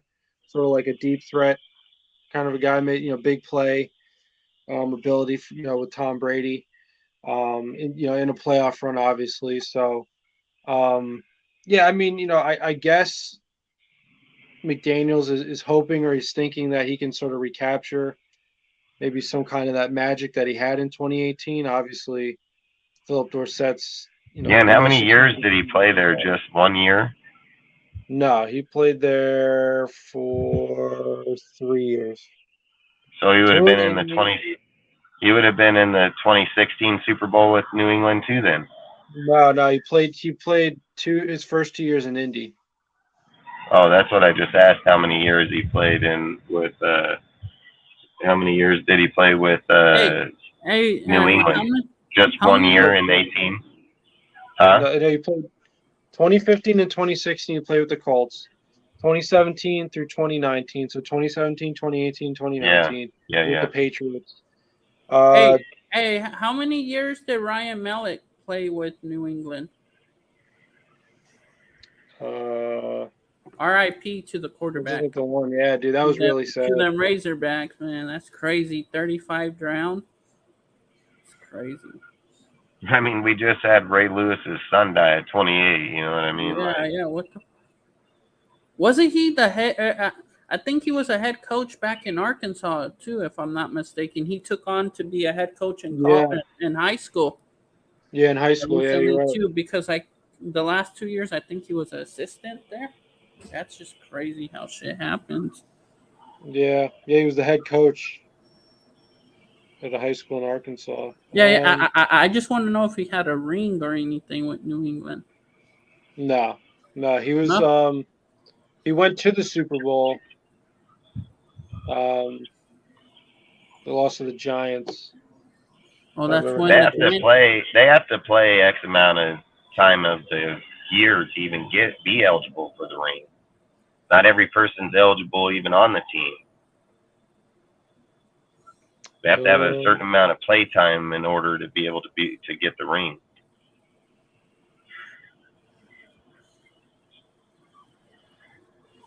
How many years was he with New England? Like 2, 3? He's 3 years.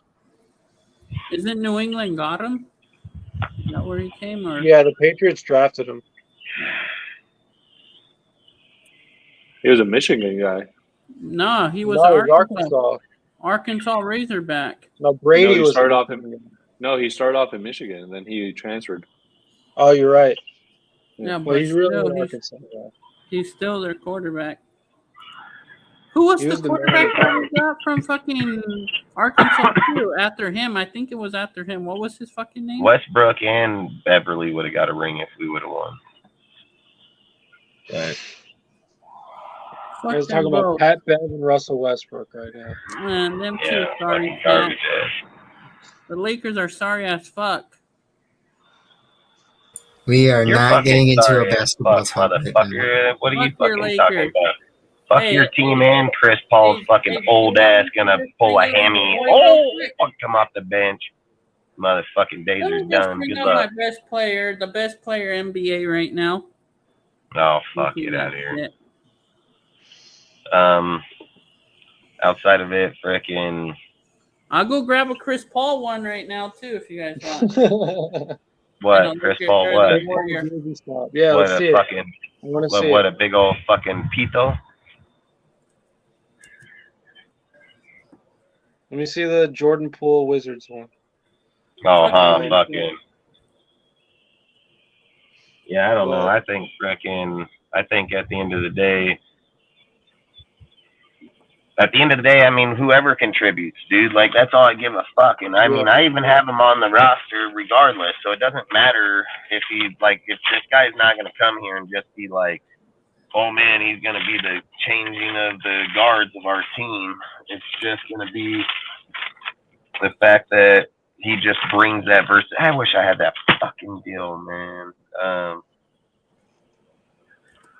Yeah, because I mean, I had Adams, Myers, Dorsett, Renfro, Carter, and Tucker making the team, and then Sims going to the practice squad. So, regardless if Carter don't make it and Sims does, Dorsett, he's making the squad regardless. So, unless somebody else comes in here and when we get to the fucking, like when they have the next free agency wave, unless somebody in there is good that we get, that just night and day. But outside of that, that's where we're at right now. So. Because there ain't nobody better than him. I mean, Turner ain't going to take his job. Cole, Lacey, Wilkerson ain't taking his job. Fucking Sims would be the only player that would even have the capability to even get on there, and I just don't think it's going to happen. I think he'll go to the practice squad, and then they'll use him rotation because they're not going to worry about – nobody's going to go over there and try to pick him up. But long story short, at the end of the day, I think Dorsett will be here regardless. Even at 5 receivers, he'd still be here. I just wish I could have had that fucking article, but See, there he is. can't look at it. I know that. See, that's it. It didn't take me long to go get my picture. That's good. I'm glad. Hold on to it. Where's some Lakers? Oh, there's one more picture I want to show. This is what happens when you get swept after getting swept by the Nuggets in 4 games, crying like a little bitch.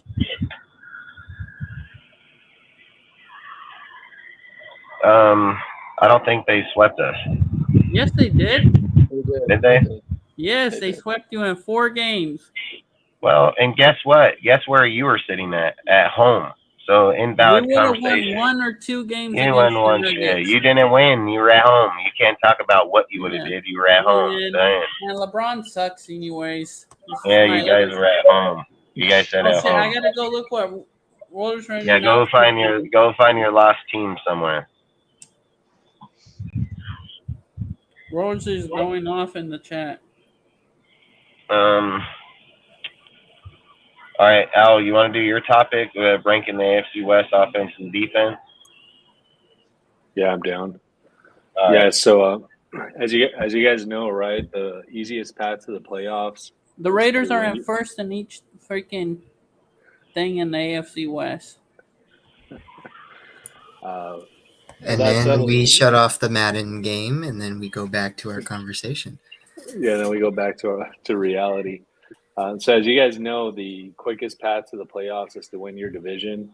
And, this actually goes back to Al Davis. He really believed in dominating your division as being the first step in becoming a championship team. So as I step back and, analyze our team with respect to our division rivals, the Chiefs, the Broncos, the Chargers, I'm comparing both offense and defense.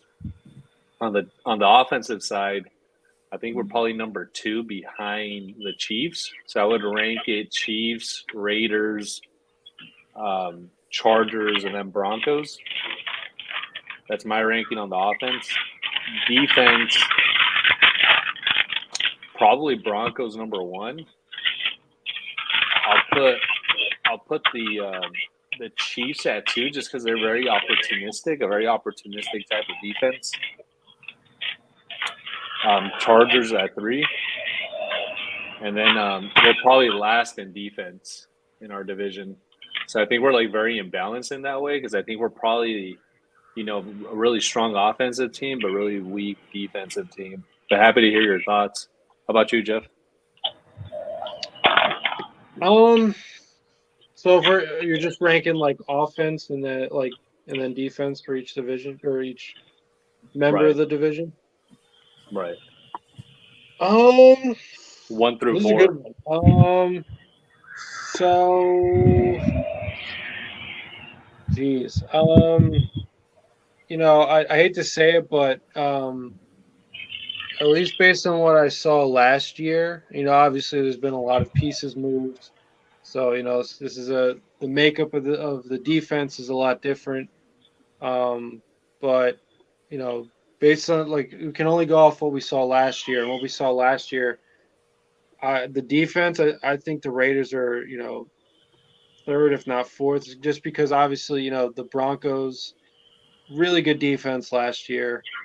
Hired Sean Desai, if I'm not mistaken, from the Bears. So, good coordinator. I think they're probably arguably going to be the best defense in the division. The only reason I say the Raiders are third or fourth is just because, honestly, the Chiefs defense in a lot of at a lot of points last season really did not look good at all.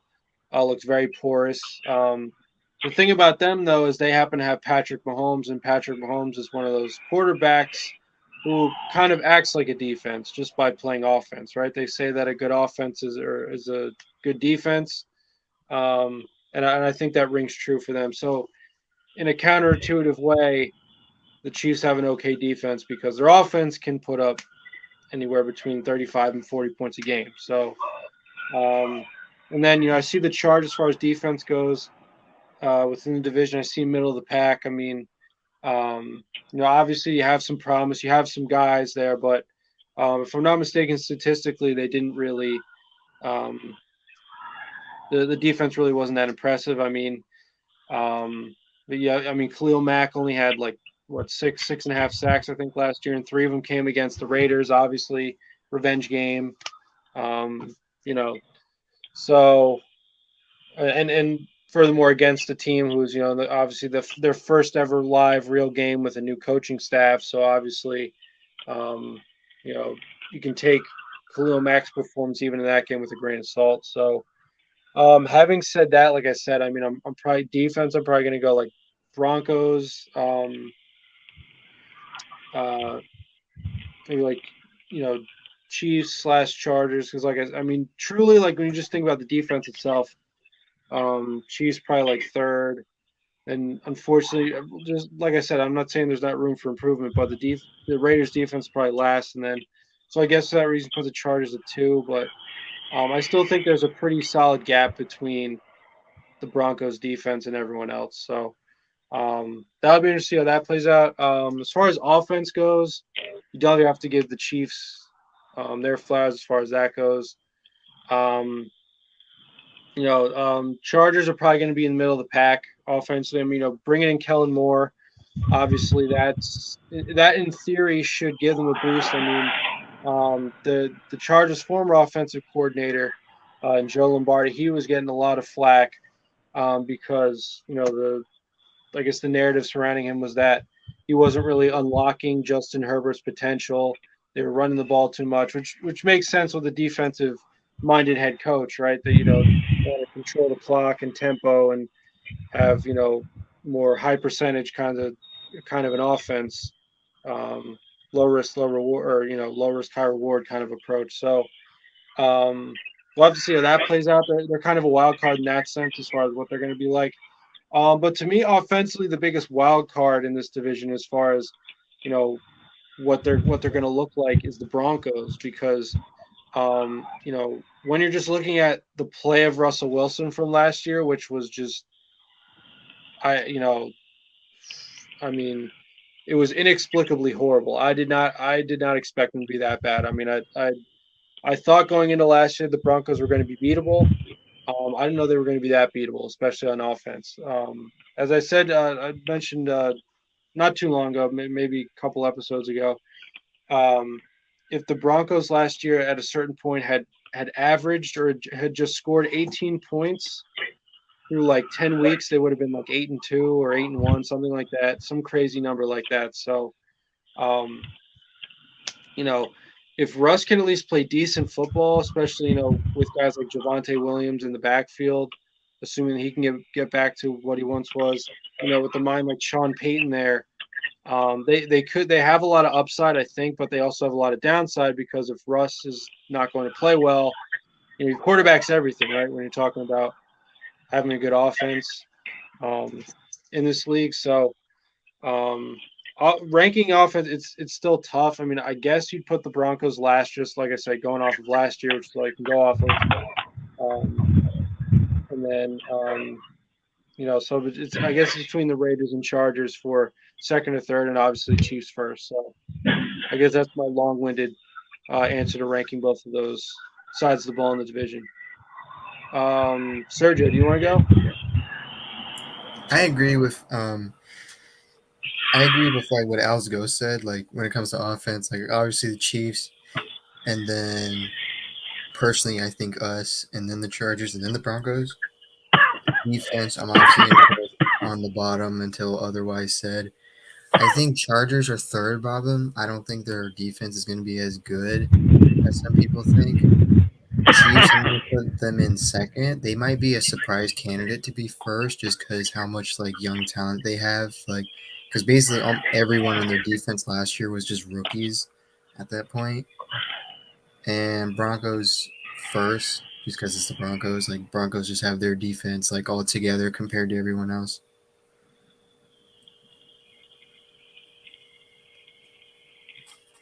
But yeah, that's where I have it.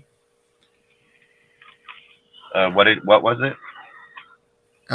For offense, like I ranked like Chiefs, Raiders, Chargers, Broncos, and then defense: Broncos, Chiefs, Chargers, Raiders. Yeah, I think Stats and I think Sergio and I have the same ranking, Dustin. Yeah, we do. So I'm gonna have pretty much the same in the first, because I think in the offense it's gonna be Chiefs, Raiders, Chargers, Broncos. I just think until you can dethrone Andy Reid, you just gotta play second best to that. So I think that we most definitely have every bit of the offense to be the second best offense in the division by far. This is where I'm going to make my change. Is I believe we can probably have the second best defense in the league, in the division this year, because the Broncos, I won't discredit them. They do have good players there. So I'm not going to go away from the Broncos. I think the Chiefs have shitty defense, so they're probably just as bad as we are. And I'm not saying like that. I think they were like 20th or somewhere in there, but I'm just saying they're not as good as what their offense is. The Chargers, I get it that they're supposed to be built on the defense and that they're supposed to be a defensive team, but let's be real. For the last few years, most of their superstars have been fucking injured, been sitting on the bench. J.C. Jackson gets brought over there. He gets fucking benched. I'm just going to go with the Chargers are going to still have issues at the fucking defensive side of the ball, where I think, in my opinion, if our pieces work, if our DN works, our linebacker, our safeties work, our corners work, we're only getting better.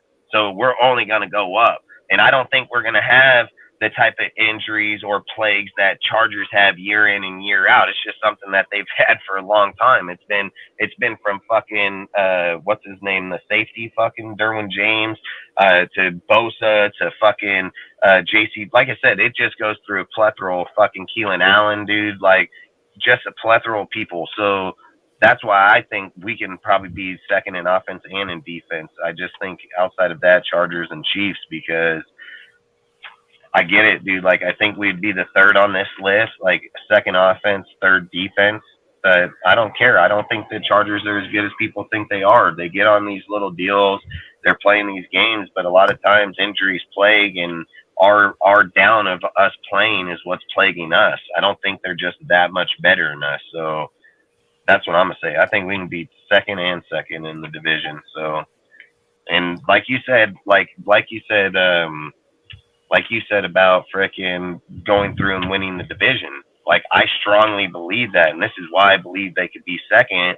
And it's just like I was sitting here thinking a second ago, because I have a topic here after this one that actually relates within the AFC. Cortez, you want to give up yours? Have you did yours yet?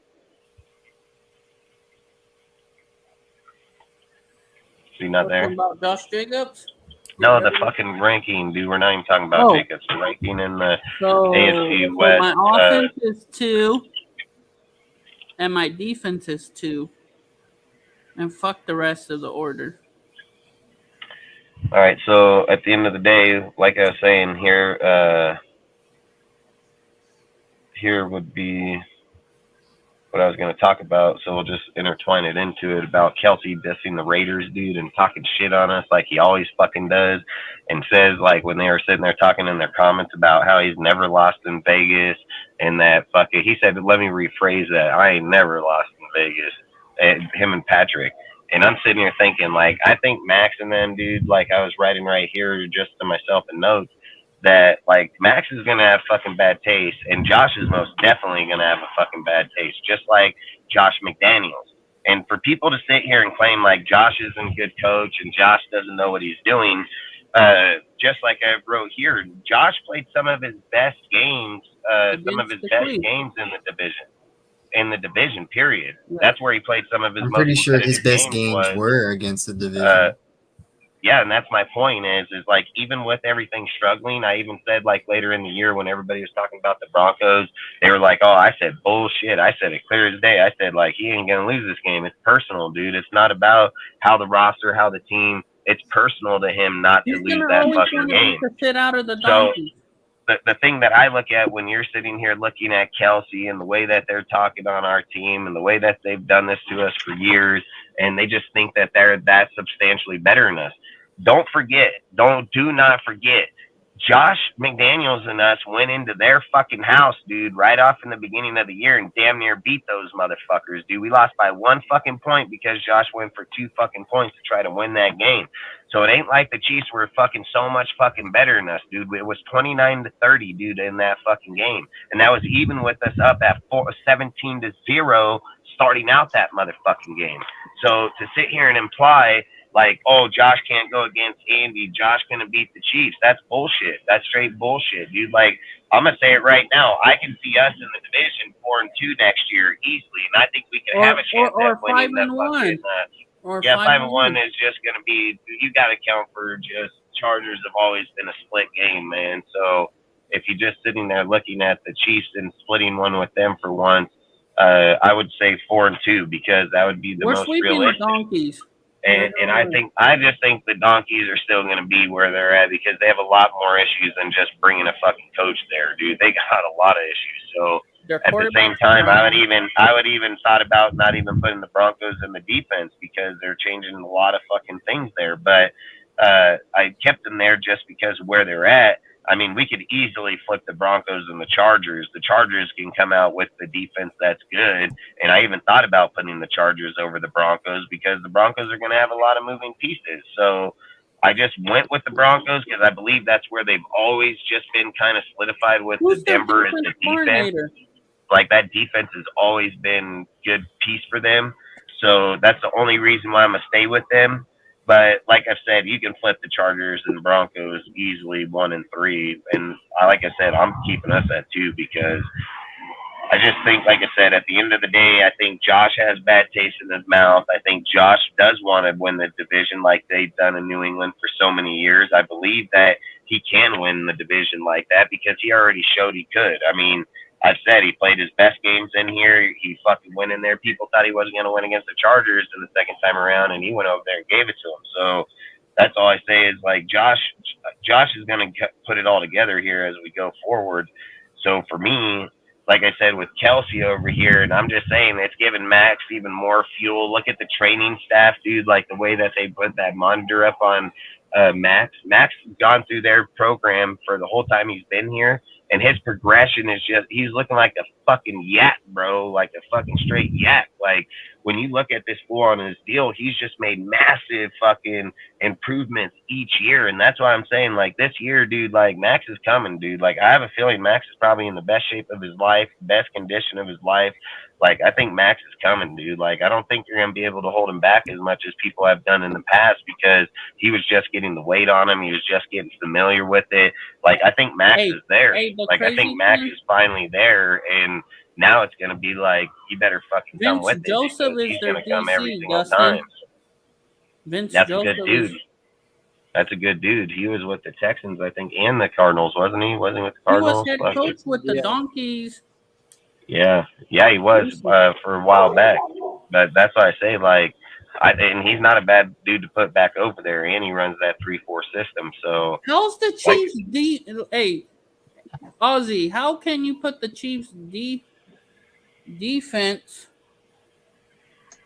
as the number one defense? It should be Donkeys first.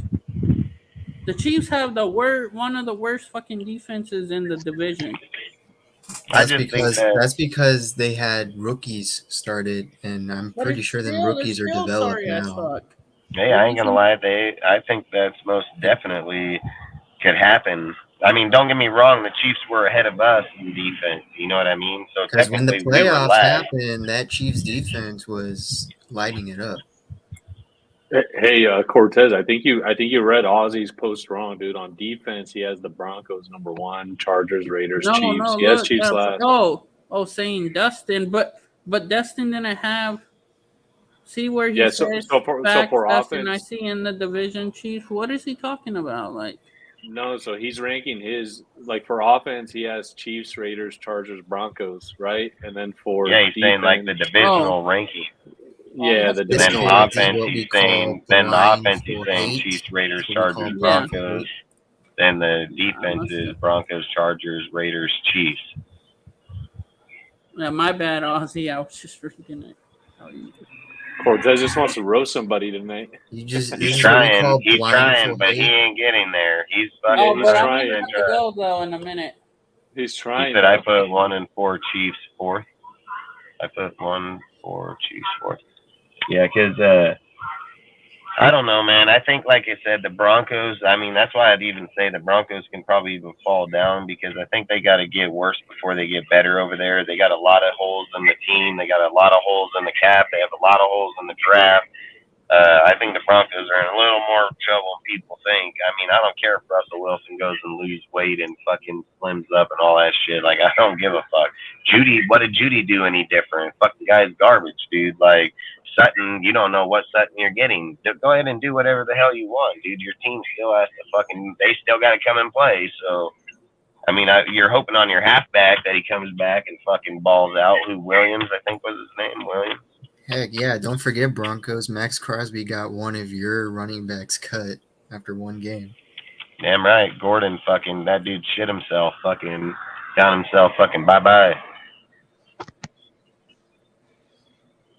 Yeah, I just think at the end of the day, man, when you're sitting here looking at the way that Josh McDaniels and them, like I said, they played good within the division games last year. I think this time around, like I can see him beat. Like I said, I don't think we're gonna just lose to the Chiefs every time that get swept fucking 0-2 against them every time. Like I think those days are over, dude. Like I think they're gonna get their shit down. I think he did it with the defense he did last year, almost beat him. And not only that, even with all the shit talking on Carr and the offense, he still could have tied the game and just went into overtime. But I'm not gonna lie, I kind of was wrong with that 2 point if we would have got it. So it is what it is, because that's what I would have done. I would have been like, fuck these guys. So, and that just shows like he's not scared to do those type of things. He's not scared to take the chance to go in. And I think in the future he'll probably push it into overtime just because he's going to want to end it like that. But I think going in for him being a new coach, coming into Kansas City, the atmosphere, the way that it was going, I would have did the same shit. So I don't discredit that in any way, shape, or form. So, but that's all I'm saying is I think Max is at the point where he can go wreck lives, dude. Where fucking Holmes always has to watch out for fucking Max. And then you're gonna have fucking Chandler and Tyree and all that. We can talk about all that later on, Yeah, dude, but I mean, I loved it when that game got heated and Max shoved his face in Mahomes' face and they started yelling at each other. yeah, you fucking talked about that a while back. Even I think there was an issue where the refs didn't see it, but Diablo like just straight up punched the Chief. Like that game was heated the entire time. And that's all I'm saying. Like, I think they're at the point where you got Devontae, you got Max, dude. Like, you got dudes that can show up and show out, like, massively now. So that's all I'm saying is I think when we're looking at our team going into the future, All right, guys, I gotta go. I hope we can make that little bit of a jump. All right, man. I hope you have a good night. All right, all right. Thanks for joining. Salute to everybody. See you guys. I just hope we can have a little bit more like meaning behind it. I think that the type of person like Josh is, he's going to probably emphasize that type of shit. So that's all I'm saying. I think we're going to have a better record within the division than people think. Yeah, I like it. So, what are you projecting their divisional record to be? I said 4-2, where I think we can be at 4-2 in the division. Split with the Chiefs and the Chargers, and then sweep the Donkeys again. Because, like I said, the Donkeys, I don't care. The Donkeys got a long ways to go. They got rebuilding for sure. Like I've said, you can have the quarterback and all of it, and I get like Nathaniel Hackett and all that, but there's a lot more than that. You know. I've always said, like, when you're looking at type of dude like Russell Wilson, he's not like Aaron Rodgers or Brady where they take their own fucking. He's scripted, dude. He's a scripted player. So I think when you get Sean Payton, he'll be scripted better. I'm not going to argue that point, but there's a lot of differences in there. Just like I said about the defense a minute ago, you're changing out a lot of pieces there. You're bringing another coach again. You know what I mean? Like, I think what they're doing right now is going to the floor, and then they're like, okay, these are our players, these are our dudes, let's start here. You know what I mean? Because they have cap problems, they have fucking draft problems, they have player problems. Like, I'm not going to say they can't go out and win games, but I think we can beat them, sweep them again, because I'm hoping at the end of the day, if everything's right by what we've talked about over the last few weeks, that if everything's right, our team will be obviously better than they are. So why wouldn't we beat them? You know what I mean? So, I mean, we're sitting here acting like Jimmy can't play football. He's played in, got playoffs and Super Bowls. He can play fucking football. So, he's played within the division and won too. So, I mean, again, I just say, and I mean teams inside of our division and beat them is what I mean, you know. And that's all I'm saying is like, I don't think it's just the only part where it would be like, okay, the Broncos can probably beat us is if like Aiden O'Connell's playing and it's his first time out, and you know what I mean? Like, then I'm not going to say that it can't happen. But if Jimmy's the quarterback and the team's playing the way I feel like it's going to play, I don't see how they would beat us. Like, they're not going to be better than us. They're not going to be better than us offensively. And I would almost argue they want to be better than us defensively, because I keep making arguments that the offensive line has got, or the defensive line has got substantially better.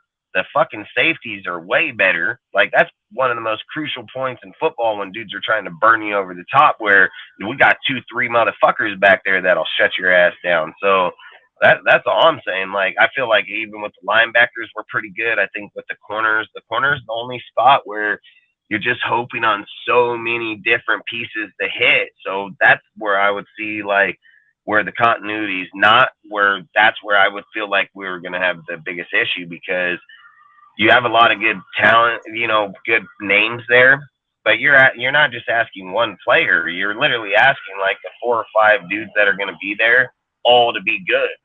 Like, they have talent to be good, but there's nothing that showcases that they will be good. They're not players that came that were just dominating in their divisions or their teams for the last 3-4 years. You know what I mean? Like, these are dudes that's played like 7 fucking games. Fucking dude in 3 years has played fucking 15 maybe. You know what I mean? Like, they're not dudes that are starting and playing at high levels. So I think what we're hoping on is like 3 or 4 of these dudes over here that we're gonna hit on those fucking dudes, or they're gonna be good. You know, like, that's the only spot I feel like we would have to watch out for is in the corners, because looking at the linebackers, I mean, even if Drake comes in, I mean, you got dudes in there that got some fucking anger in there. So I think our linebackers can be pretty good. So,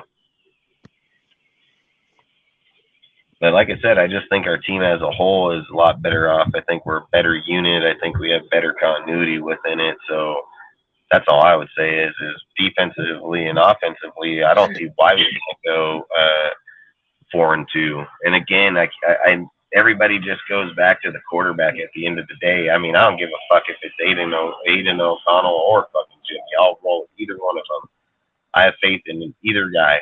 Like, I feel like if we were running with a depleted team like we've had in the past, and we were just hoping that Aiden has to get, I think there's going to be so many weapons, dude. He's going to be like, oh, this guy's, you know what I mean? Like, I don't think he's just going to be sitting there like, oh, fuck, who's getting open? Everybody sucks. Like, I don't think we're going to have that issue.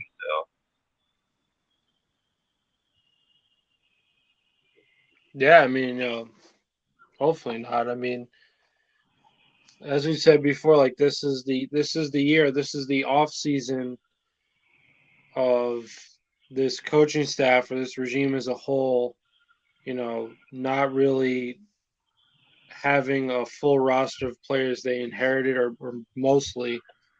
That was the issue their first off season, and trying to figure out who they like, who they don't. Now, you know, there's been so much of an overhaul with this roster that, you know, you're really going to want to see some improvement in a lot of categories, because, you know, these are the guys that, you know, these coaches or Dave Ziegler as well, included as a GM, wanted. So, you know, hopefully these are the right guys for what, especially Patrick Graham wants to do on defense, because we all know that the defense had a lot of problems last year. So we'll have to see. Yeah, because, like, for me, I've said I'll roll with Aiden, dude. Like, I really feel like Aiden is already getting the attention of people. I get it that he's never played in the NFL, but I don't give a fuck. Josh is good with quarterbacks, dude. And if Josh feels he's the better player, and I keep saying, like, Jimmy G has not passed a physical. He has not fucking been on the field yet. And if we go back in the OTAs and he is yet to pass a physical or yet to fucking get on the field, guess who the fuck the quarterback's going to be? It's going to be Aiden O'Connell. Like, I cannot see fucking Hoyer being the number 1 starting QB at the beginning of the season. Like, that'd just be a smack in the fuck. You know you're tanking. Like, you know for a fact you're tanking, dude. Like, there is no fucking way you're going to convince me that motherfucker is the best quarterback available in week 1 to go win us a game. Like, I'd be like, no, hell no, dude. Like, you bring Aiden O'Connell out here, he might get sacked up a little bit. He might have some fucking miscues in here. But this motherfucker is going to have it in him where he's going to be like, hey, this bitch down 30, 40 yards over here, and I'm going to try to dot his ass to get us back in the game. Like, don't forget, Aiden has been down multiple touchdowns in games and came back and won that motherfucker. So that's all I say. That kid he's got adversity like a motherfucker. So for me, I've said I put $1,000 on it already that I feel that we're going to go 10-7. And I put that bid not on Jimmy being the quarterback. I put that bid on Aiden O'Connell being the quarterback, because when I made that bid, the first thing I talked about to myself basically is that Jimmy has not been in the starting quarterback on any team for the last few years, period, all the way through the whole season. So to sit here and imply that somebody else wouldn't have taken the helm at some point inside the season, that would just be crazy. And even if it's for a game or two, somebody else will take the helm sooner or later. So that's all I'm saying is I feel like Aiden, the way that he's getting the attention, the attraction right now, I feel like I think he actually has the advantage over Jimmy already. Like, I feel that way because, you know, I think I read here a few minutes ago, I think it was Omar that said it, was he said JJ's going to get the bag. And I brought this up a few weeks back when we were talking about this is that I said the only way that Josh Jacobs gets the fucking money is if Jimmy G fucking gets cut, because that's the only place that type of money can come from that you can give to somebody and not be hindered. And then it would only make sense because you would roll with fucking O'Connell, because you would give him the halfback that would take the pressure off of him. So it's not just 100% relied on O'Connell. When you got a guy like Devontae and you got a guy like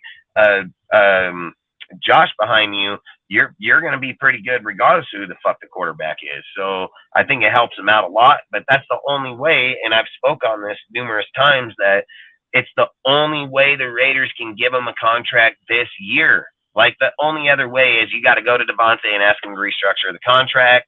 And I just think it's bad business. It's hella bad business. We got that full in the books for $40 million.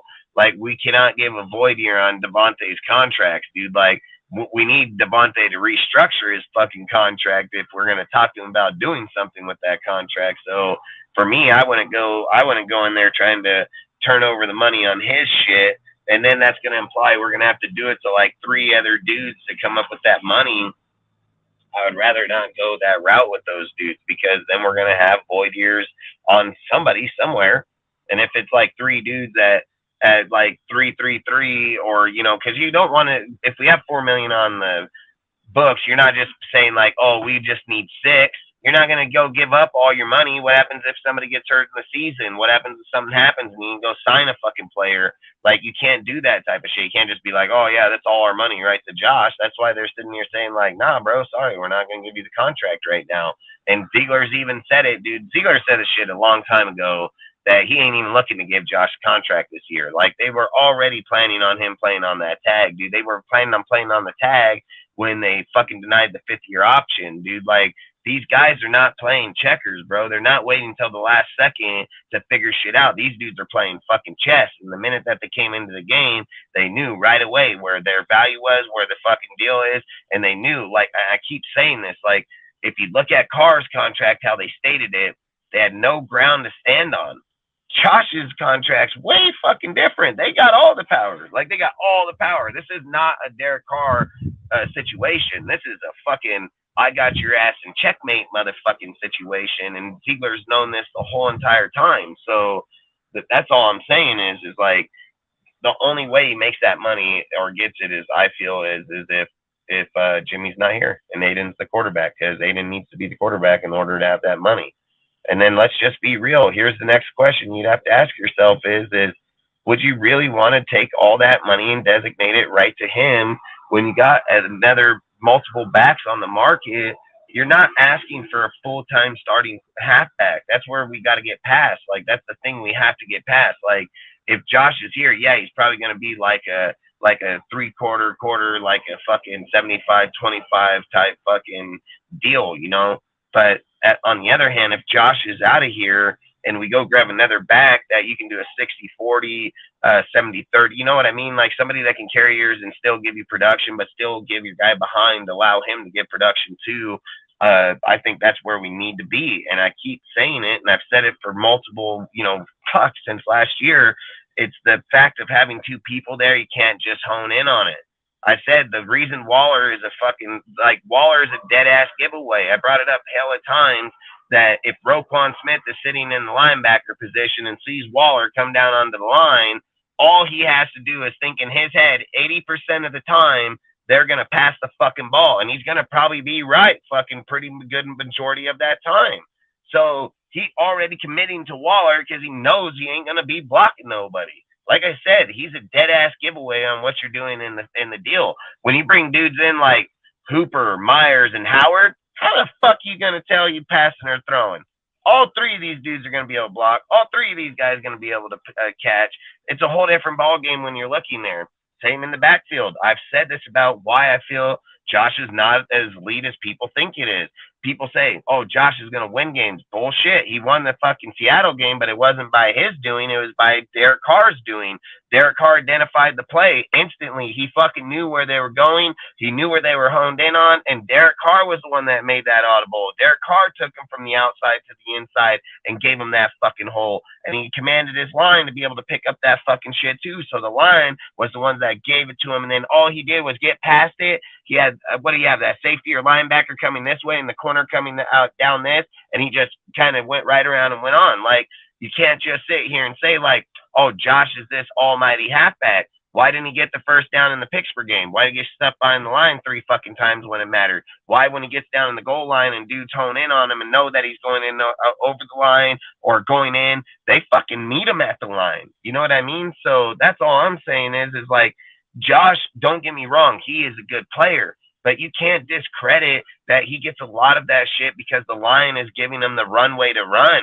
Like, are we going to just discredit that the line picks up a lot of the dudes and then Josh goes one-on-one with the dude and cracks him and gets off him? Then he's trying to push off of a guy, but he initially only taking on one dude. Like, and can he beat him one-on-one? Yeah, he's a fucking little pit bull, but there's no denying it. But to sit here and imply that it's just Josh that does it, no, I would disagree. And I would say we can bring up multiple games and tape where Josh could have ended games or Josh could have went on and won those fucking games. He did not win those games. He fucking actually got the ball turned over and they got the fucking ball and they went on and won the fucking game. So that's all I'm trying to say. In the Rams game, it had the same fucking thing.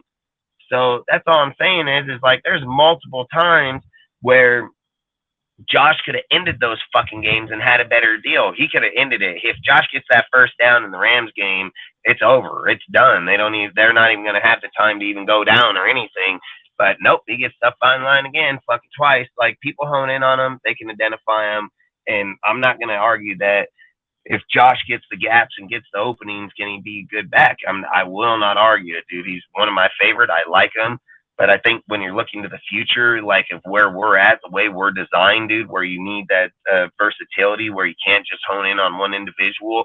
You don't know if it, like in New England, you don't know if it's going to Harris. You don't know if it's going to Stevenson. Like, they're going to fucking pound it right down your neck, and then they'll throw in this third dude every now and again just to even fuck with you even more. So I think when you're looking at our wide receivers, we have that. You look at our fucking tight ends, we have that. And when we look at our halfbacks, we don't have it because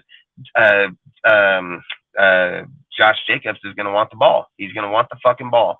And I just feel like for us to be successful in the system and be able to win, I believe that we need to be able to fucking move on and let our players play and go pick up a dude in free agency that can give the versatility that's going to allow the dual back threat. That's all I would say. JJ is my favorite player, but I agree that some people are way underrating our O-line, running block, and blocking, and JJ and Derrick Henry.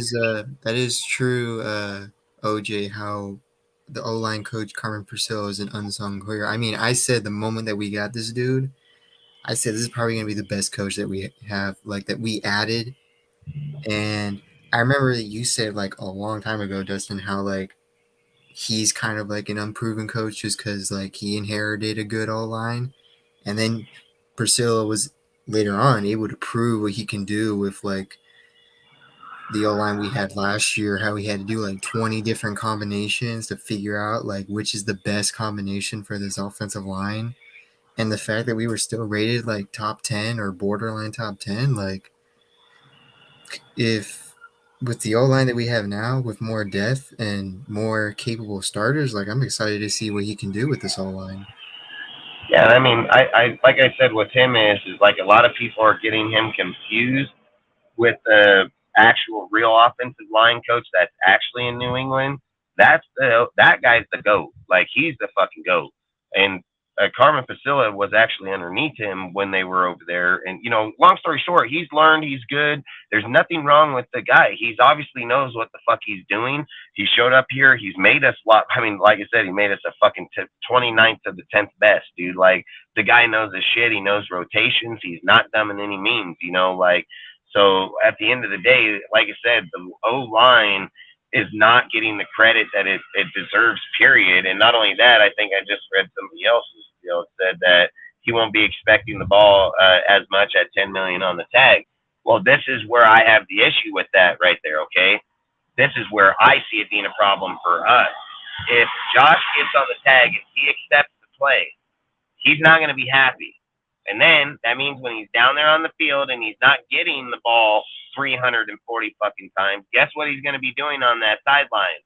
He's going to be telling fucking guys, hey, man, it doesn't matter how hard you run, doesn't matter how hard you play, you're not going to get fucking paid. He's going to start putting thoughts into motherfuckers' head like that because that's exactly what happened to him, and that's exactly what's happening to him. And I've said it. They're going to control the market. They're going to control the market. This is why Josh does not want to come in.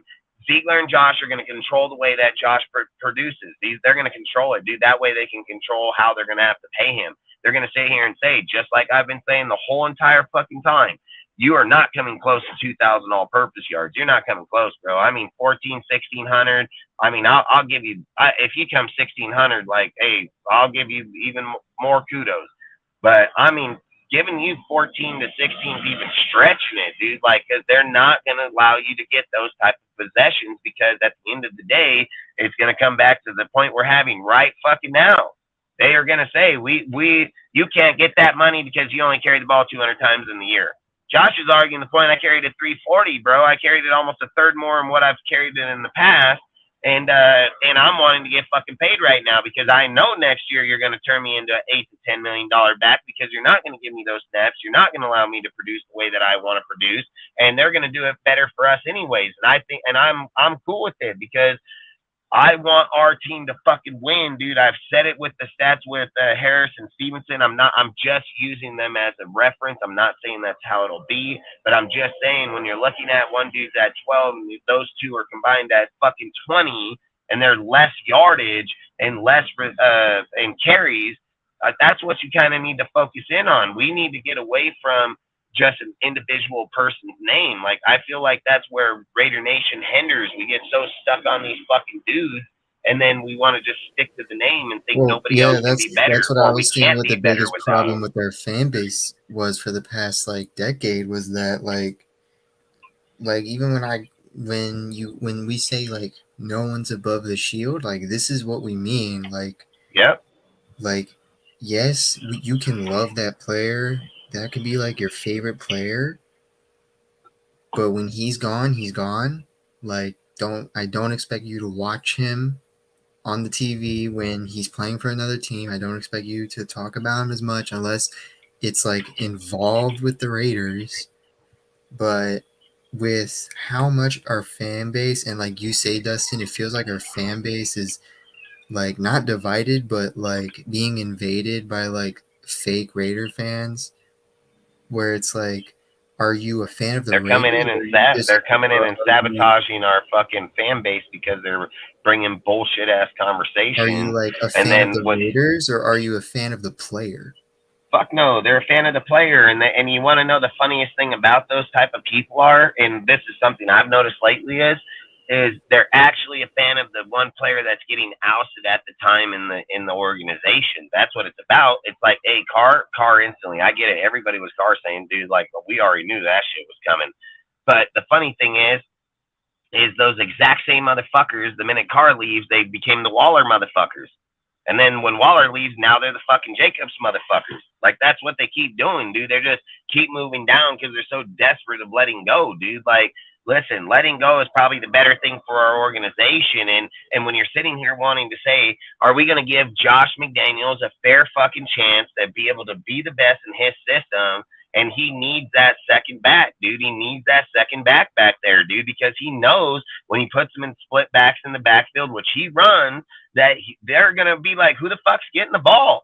Like, are they fucking running it this way, or are they running it fucking that way, or is this dude fucking running up the gut? Is this fucker running up the gut? Or is this fucking guy offsetting on the fucking quarterback? Or is this guy offsetting off on the fucking quarterback? Like, is he going to go into halfback will, and this guy going to halfback dive? Is this fucker gonna go to the fucking go straight up past the fucking offensive line, stop, and then turn and do drag down the outside where this fucking guy is half wheeling out? Like, you become very unpredictable. Like, just two dudes in that backfield and that shit just open up a whole fucking plethora of shit. But when it's just one fucking guy, it actually fucking hurts you. You get stuck in single back a lot of times. You're going to get in I formations a lot of times, dude. You're going to be in shotguns a lot of times, dude. Like, you don't have the diversity of the play calling because it's one fucking halfback back there. Like, you can't switch out. You're going to be in strong. You're going to be in weak, dude. You can't go into single back. You can't bring in dual backs. You can't fucking break it down. Can't do it in multiple others. Like, you can't do it, period. So that's all I'm saying is at the end of the day, when Josh can sit here and say, you may want Josh Jacobs in this play, but this fucking dude, Walters, might get fucking 25 yards on this play and go down and win the game at the end of the game. Like, that's all I'm saying. He's not honing into one individual as much as people think. And that's why I've said, even with Devontae, where those games, I've said, I think that shit's intentional when Devontae gets a 20 or 30, 40 point game, because he's decoying fuckers in that game for other people. And then you'll see a game, either the very next game or the very game after that, fuck, Devontae 157, 2 touchdowns. Like, they make sure he gets that shit back. You know what I mean? Like, they're doing that on purpose, dude. Then they feed him to get his stats back up there and his yards, dude. Like, Josh is not a dumb fucking coach, dude. So all I say is, at the end of the day, either Josh sign the shit or get the fuck out of here. Like, the end. Like, I'm tired of talking about it. I'm tired of bringing up that he's going to be the one fucking crutch in our team. I'm afraid that if he signs the tag and he goes down on the sideline and he starts talking to our fucking players and telling them this shit, then they're not going to want to play and they're not going to want to run hard and they're not going to, like, we can't do that shit, dude. Like, him signing still doesn't guarantee us the best fucking atmosphere for our team down there on the deal. He's going to be sitting here the whole time talking shit, dude. Like, you got to understand that, yeah, 10.8 to him is more than it's damn near just as much as he's made through his whole career. But at the end of the day, he's going to be telling dudes like, well, halfbacks don't get paid here. Halfbacks ain't going to get, like, you can't put that taste in other players. So for me, if you're already anticipating that type of conversation, I think what's best is to not have that. And I brought this up about Jalen Carter and a lot of other people. Like, why are you going to bring dudes to your team that have these problems where you can get a fucking guy that doesn't? Like, I would roll with the guys that don't have it. You're not creating issues. You're taking the issues away. And I think with the less issues, the better off your team can be, and everybody buys in. Like, let's be real. Let's just be real. If Zamir White and Britton Brown are sitting in the backfield, or even Sincere, I don't care what two you want to put back there of those three, they're going to have a way better view, like a way better feel at the team, because they're going to be like, bro, it's my time to shine. This is my time to get out here and show people I can do this. Like, they're going to be wanting to fucking do it. So they're not going to have no problem playing together. They're not going to be like, bro, I need it more. They're like, hey, I'm getting the ball. Like, I'm going to touch the fucking ball like 5 times this game, not fucking once. You know what I mean? So that's all I'm saying is, at the end of the day, you're actually bringing a better environment to the back, because now more players are able to play. They feel like they're more dedicated and more need to the team, not just one guy controlling it, man. So I've said it since last year that we should have got rid of Josh. I've said it since last year. I said Josh had to go, man. Like, and even after this year, I say the same fucking thing. He just got to go. Yeah, you're kind of right, Ozzy. It's kind of similar to the Khalil Mack situation. I'm just hoping that, like, if we trade Jacobs, like, it just works out which I can like guarantee more. I'd be more confident they can work out because if say we trade Jacobs, like if it's just one first round pick, I bet I would We're bet not gonna get actual a money. first. I'm just I saying don't even. if because Khalil Mack was obviously traded for like first and stuff. But I'm just saying like if it was a first or maybe if it was multiple mid round picks, I'd be way more confident in Ziegler drafting players than whatever Gruden or Mayock were doing. Oh, facts. You want to do your topic and then we can bounce out because, well, you got two actually. I didn't see that. You got two. Do you want to run with your last two and then we can hop off here? Yeah, sure. All right. So, which one you want first? We can do since we're already on the Jacobs thing. We can just do the Jimmy. Jacobs. Jimmy. Yeah. So earlier today, was noticing something that NFL was saying. They did like a checklist for us for 3 like main factors that our team needs to be successful. And the 3 things were Jimmy being healthy and balling out, Jacobs starting week 1, and Tyree Wilson, Max Crosby, and Chandler Jones play that like wave on the defensive line and cause like mayhem. And this is what was making me think, and I started asking people on my Instagram too. If you out of all these 3, if you can only pick one to have like a 100% success rate, which one would it be? Jimmy G not being injured and leading like a top offense, the Jacob situation working out, whether he's traded or he starts week 1 on the tag, or the defensive line just causing mayhem. If it was me, I'm going the defensive line. If you're telling me all 3 players down there are going to have a high success rate in sacks and tackles, I'm going D-line all day because Purdy took Jimmy's job. Jacobs, I mean, that's the only fucking one, man, but I'm still willing to move off of it. So I'll live and die by the sword, man. So I'll take the chance on Josh. I'm going with the D line, 100%, dude, because if you're telling me those 3 dudes are cracking, dude, we're going to be fucking people up. So I don't think we're going to need to play from Jimmy at that point. I mean, the Niners have proven it for years, dude, and I've even spoke. Jimmy got a fucking 12-2, 12-4 record on no touchdown throws in a game. So I'll take that D line all day. Right, I agree. I mean, I would really like it because that would mean the defense finally picked up the slack. And that also means that if the offense can be a borderline top 10 or be a top 10, even if it's just above average, with the defense's help, like we could win a ton more games and close out games a lot better.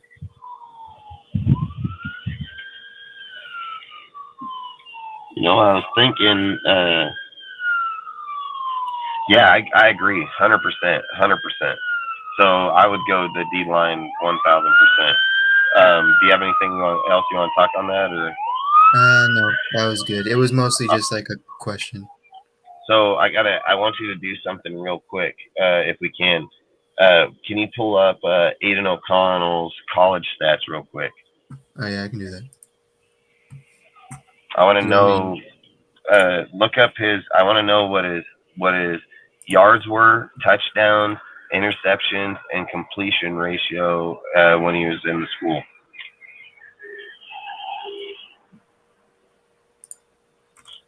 All right, I have it. All right. What's his yards? Total or last season? Yeah, total. No, I want total of everything. Okay, so in total, he threw 1,239 passes. He completed 66.7% of his passes. He threw 219 yards. I think that's 7.4 yards per completion. He threw 65 touchdowns. and 30 interceptions. What was his total yards? 9,219. 9,219. Yeah. And then is that 4 years? 4 years, yeah. That's 4 years. Mhm. And then you said his completion ratio for those 4 years was a 66.7. I say that one more time? You said his completion ratio over that time span was a 66.7. Yeah. Can you do me a favor now? Go to Jimmy G real quick. And I know this is going to be offset by massive, but it's just something I want to see. Because I don't want you to do the 4 years because it's going to be too hard. So just go to his career stats. That's all real fast.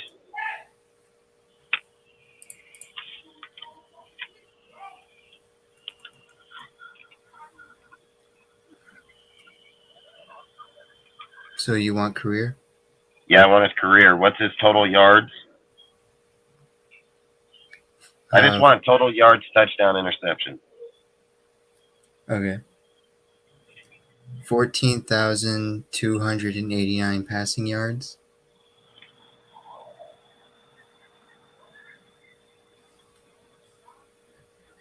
87 touchdowns and 42 interceptions.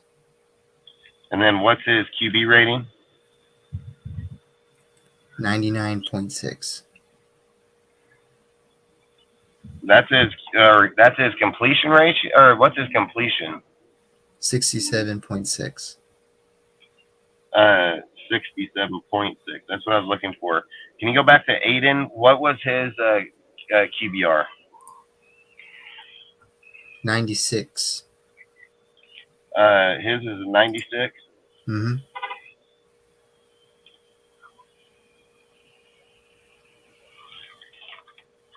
See, I mean, when you're sitting here just looking at the player, just in general, right? If you're just looking in general, they're fucking not too fucking far off as the same player. I mean, let's be real. Jimmy as a starter, he's had 14,289. I know it's his college, but he's had fucking in 4 years 9,219. His touchdowns are 65 and 30, which is pretty much half. It's pretty much half. And look at here's Jimmy's 87 and 42. His is pretty much fucking half too. Then you're going to the QBR where he's had a 99.6, more successful off of the run game, where he's got a 96 QBR, but he's more off the pass game. You know what I mean? Like then you're looking at his completion ratio. He's at a 66.7. Jimmy's only a 67.6. You know, so I mean, I think Aiden's already been fair matched up with Jimmy to even start out to begin with. And how many years is Jimmy? How many years is Jimmy at that? How many total years as a starter?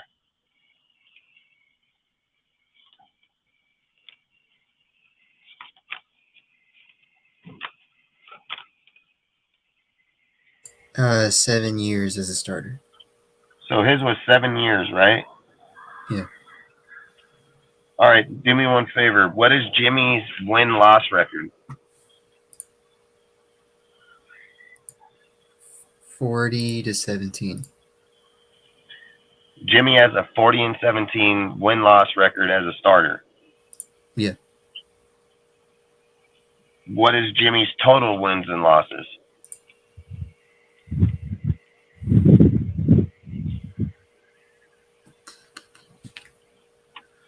This I'm going to have to find out.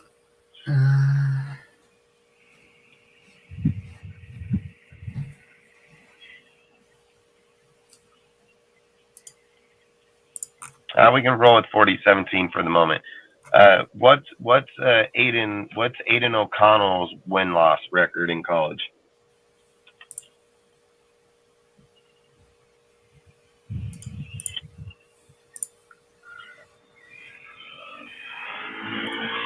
The A's got a perfect game thrown on them. What the fuck?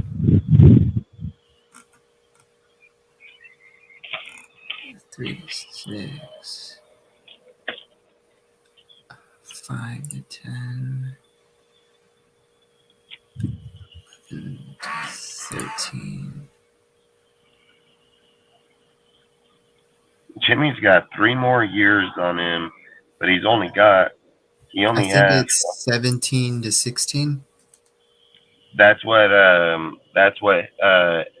Aiden's is 17, 16. Yeah.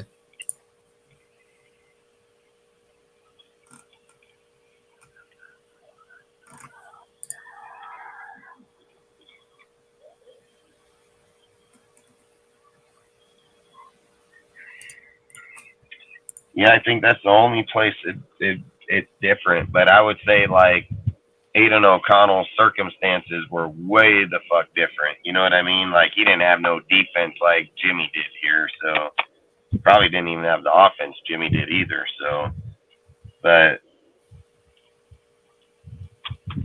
I don't know, man. I'm like I said, I'm hoping on Aiden, man. I just have high hopes for Aiden. I think Aiden can do this, man. I think he can beat out Jimmy.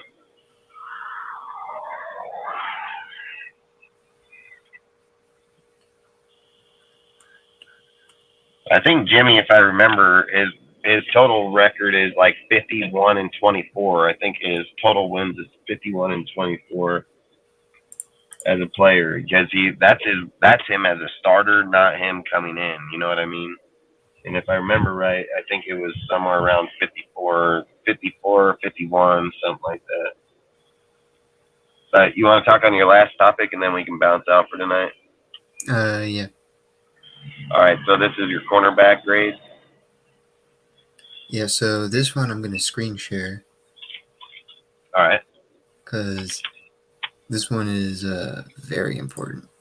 It'll be $39.99. Just send it. No, I'm just kidding.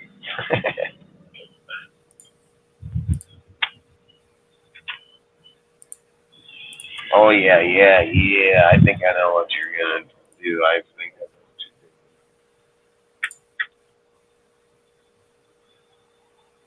Yep, I knew it. Okay, so this. You're gonna have to zoom in if you can zoom in. All right, I'll do that. So to anyone who doesn't know, this is a separation coverage grade for the cornerback. So how this works is if you played like at least 200 coverage snaps, you're graded by how far. This is like before the catch, right? This is like right when they're targeted, when the QB throws the ball at the receiver. How far away are the receivers from you? And this is in both man and zone coverage. So the upper left means you're good in zone, but you're bad in man coverage. The bottom left means you're bad in zone and bad in man coverage. The upper right means you're great in zone and great in man coverage, and the bottom right means you're great in man coverage but bad in zone coverage. So what we're going to be focusing on, though, is certain players, such as we'll start at the upper left, and right here, Horrible. Amik Robertson. Yep. Amik Robertson is great in zone coverage, but he's not that good in man coverage. Another person that we're going to look at is Ameni. So you see this blob right here where there's like a bunch of teams right here where it's like Byron like there's a Cardinals, there's a Colts logo. Like right here. Yep. So Marcus Peters is over here. Marcus Peters, he's okay. He's okay in zone, but he's not that good in man coverage. Now, another person to look at over here, this is Nate Hobbs. He's right next to the Rams logo. Nate Hobbs, he was not that good. He was pretty like average in zone coverage, but he was also average in man coverage. And that seems pretty good despite his hand injury. Now, Rocky Sin, he's over here. Rocky Sin was great in man coverage, but he was kind of below average in zone coverage.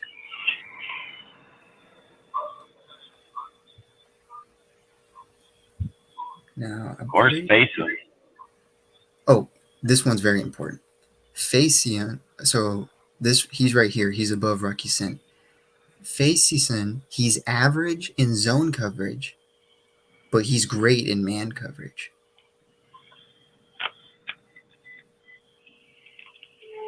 Which was very interesting to me. Now, there's one more player. He's not on the graph, and a reason why is because he received a grade of, so he would be over here, somewhere over here. What 3 Raiders are on there? Amik it was Robertson, Amik? Nate Hobbs, and Rocky Sin. All right. Now, this particular player, he should be over here where the Vikings, the Jaguars, and the Bucks logo is. That's where Duke Shelley should be. Apparently, Duke Shelley is amazing in man coverage. However, the reason why he's not on this graph is because he's horrible in zone coverage. Like, he's so bad at zone coverage that, like, you can't see him on this graph. Who were you talking about when I went off on that one? Were you talking about Shelly is who you're going to bring up? Yeah, Shelley. Yeah, that's what I figured. So Shelley, he's amazing in man coverage, but he's horrible in zone coverage. That's the reason why Duke Shelley isn't on this graph.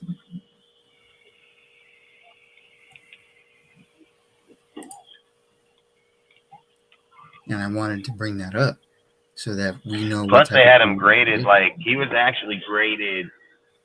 His time spacing was phenomenal, though. He had like he was like 0.2, -1 or 2 in one of them. Fucking like he was not bad in his time placement, dude. So he's actually was graded one of the best in it. I think I have the coverage graded right here. Yeah, so in man coverage, he received like a negative 0.05, which is good, which is really good. But in in zone coverage, he got a 0.06, which is opposite. Really bad. It's really, really bad. He plays off too far in zone. And in man, he plays more free where he can stick to the player. He can stay on top of him. And a lot of players have that issue too, man. Like, that's why I say, like, Marcus Peters, dude, he was really good fucking man. But and he probably still is really good, man. Where is his on there, actually? Oh, and so who are the ones? I did show him. So, remember... Not Marcus Peter, Patrick Peterson, my bad. Oh, Patrick Peterson? Oh, he's over here. He's at the same place where Duke Shelley is. Yeah, that's what I'm saying. Like, he's still a phenomenal ass player, man. Like, when it comes to man coverage, so that's like I just say. Like, when you're looking at the depth, like Roberts, I don't think Roberts makes this team. Like, I just cannot. There's nowhere I think that guy can make our team, man. But especially since if we're moving into like a full. Not like full, but if we're playing like at least 75% man coverage to 90% man coverage, Amik can't be on this team. Yeah, and I mean, like, where was Long at? Like, was Long even on the list anywhere? Long didn't qualify for the grading. What about Hall? Any of them qualify? No, Hall didn't qualify. Yeah, and then like Isaac Brown, he didn't even play much, but. That's all I'm saying is like I just can't see where Amik will make that squad. I just can't see it.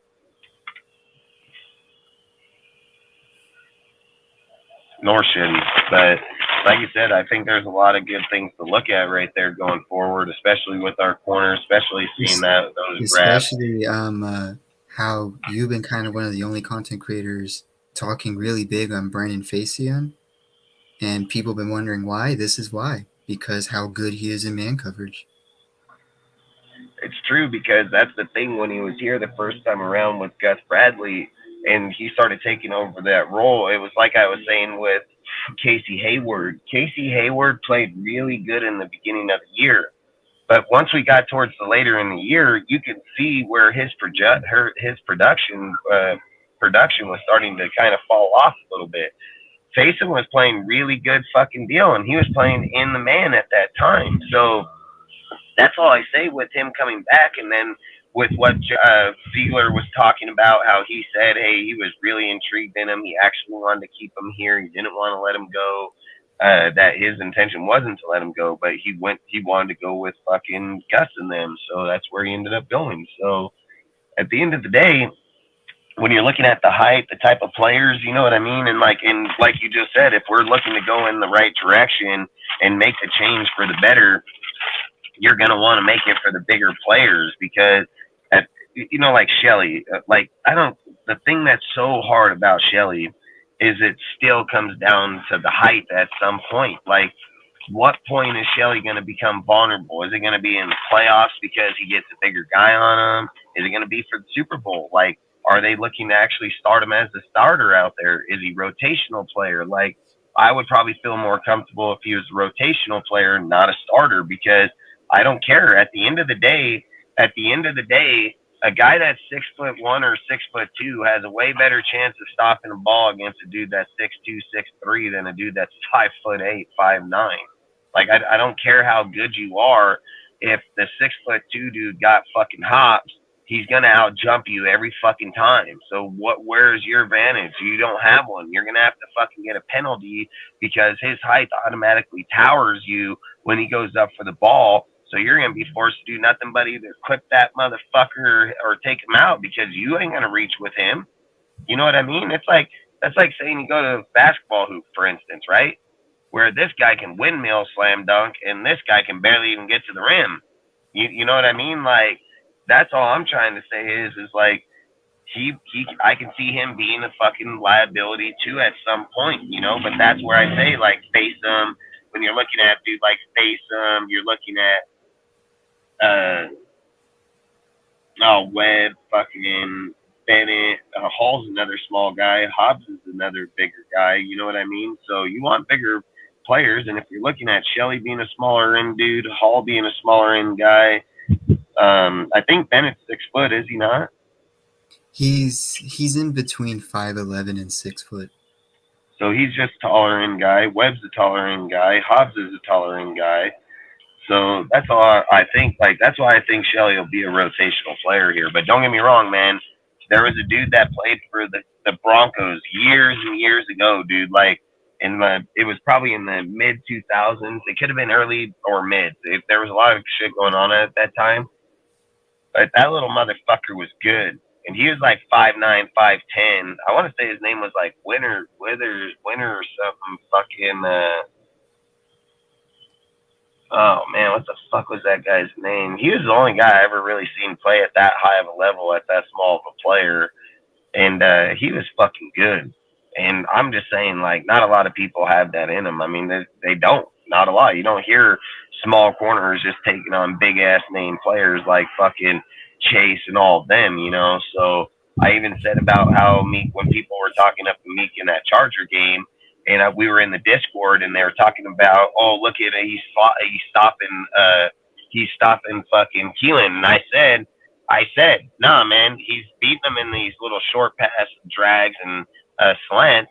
But I said, watch when he tests them one-on-one in the deep. And what did he do right after? Went deep to the end zone and fucking schooled his ass. You know what I mean? Like, that's all I'm saying is it's that type of shit, dude. That one play over the top of you that you're just not, you can stop them in the short. They're trying to throw over players, get down into them. When he goes downfield, that guy got the advantage over you instantly. You know what I mean? So that's the only thing about Shelly where I'm just going to, like, be. And I know he had, 41 throw at. He only got 20 that they only caught 20 on him, but it's still fucking. You can still be viability at that. And especially playing like, let's be real, dude. What if fucking Kadarius Toney comes out balling out over there? Now you got to think about the Chargers instantly, dude. Like you have fucking Williams and fucking Johnson. Like get the fuck out of here, man. Like I mean, you got two big ass if say we motherfuckers right have there. Shelley as like a rotation piece, Hobbs is in the slot. Who would be outside corner 1 and outside corner 2? If it was me, I mean, I don't know if I would put Hobbs in the slot. I think it would depend on the game we're at because, like, say you're playing the Chargers, right? I don't think, why would you put Hobbs to the slot? To me, I feel like then you would have to rely either to Sam Webb, Brian Faceham, like, or Well, that's the Bennett, thing depending is on where they're gonna, Bennett's like, at. it's like a scenario because they're gonna put obviously Hobbs in the slot sometimes. I think he'll play. Whenever he is in the slot, who would be the outside corners? Well, I just said Webb or fucking Faceham.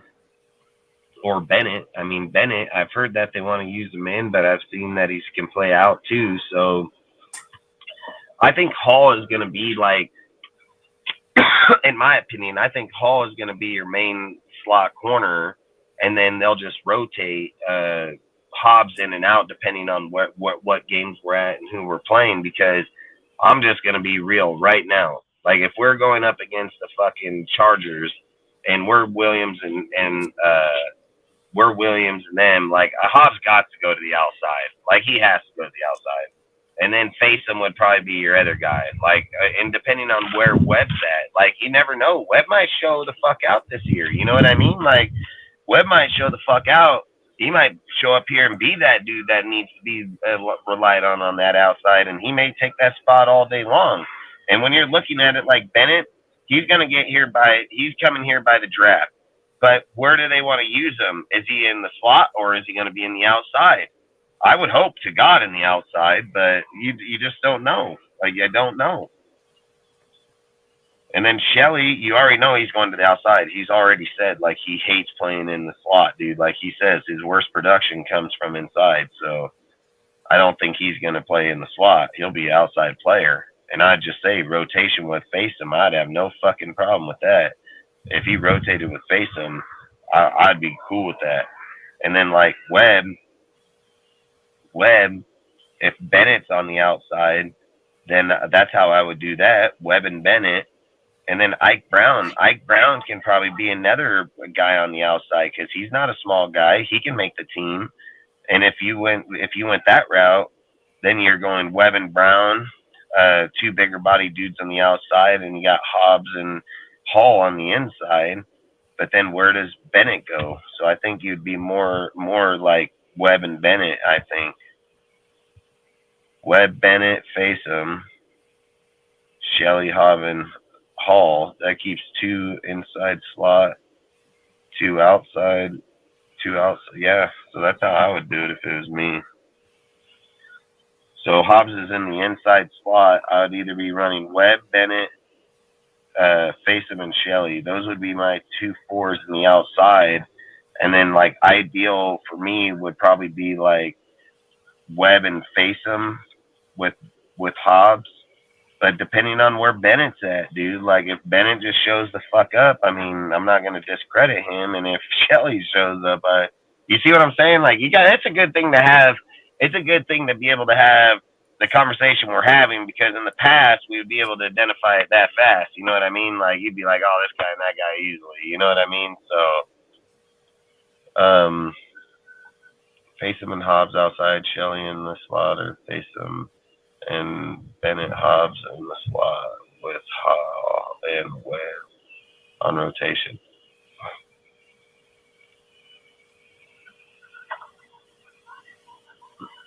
Bennett and Hobbs in the slot with Hall. Like Webb playing in the slot. Like Webb is in the nickelback. No, Webb would be more of an outside player. He most definitely going to the outside. Especially since he's been working with Adams. like the only issue, so I don't know if I'm reading this right. Facem and Hobb on the outside, Shelley in the slot. Like Shelley's not gonna play in the slot. I'll prove that shit. Like, fuck, bring up that dude's tape. He'll tell you himself. Like, the team will tell you. Like, I can't see Shelley being in the slot. Like, that guy has said he plays horrible in the slot. So, and he feels like he said, he said in his interview, he feels his worst football comes from in the slot. So I think what Ozzy's saying is, so in one scenario, Faison and Hobbs will be on the outside while Shelley's in the slot. Then the next one is Bennett and Faison would be on the outside while Hobbs is in the slot. Tyler Hall will be rotating with Hobbs, while Webb will be rotating with either Faison or Bennett. I would do that one in a heartbeat. That's the one. That's where I'm more at.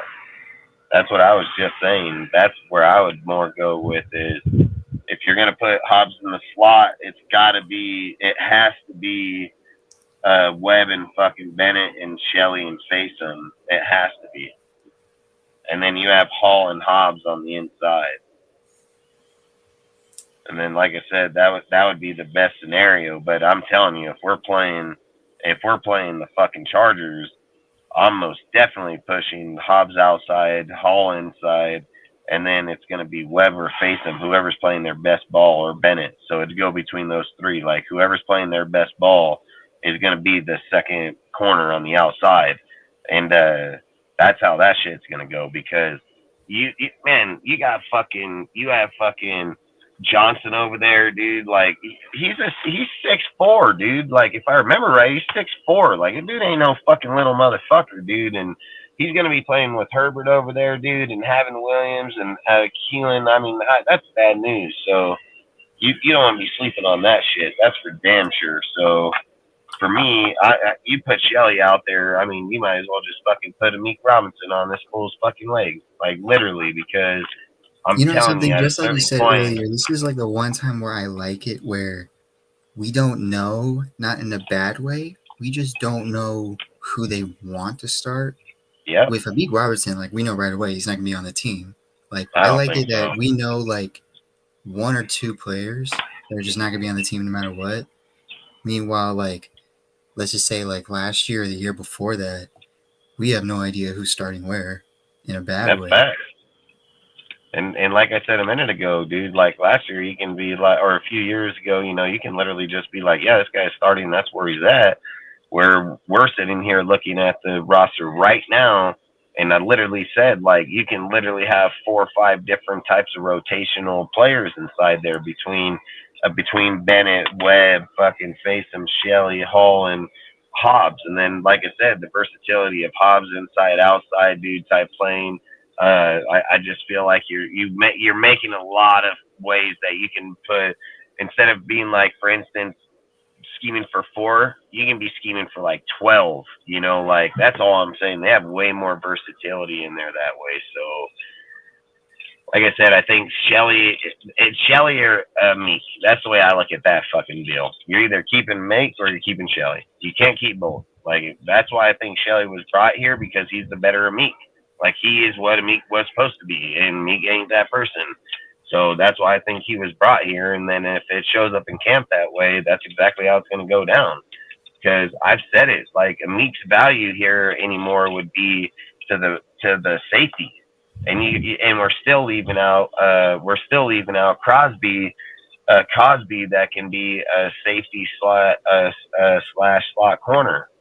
So that's why I'm saying Meek's time is just probably ran dry here. So that's all. Hey, once Meek's cut, he better go to a team like Gus Bradley's defense, because Meek right now, according to this graph, is like one of the best zone coverage corners. So you might as well go to a defense that's like 90% zone.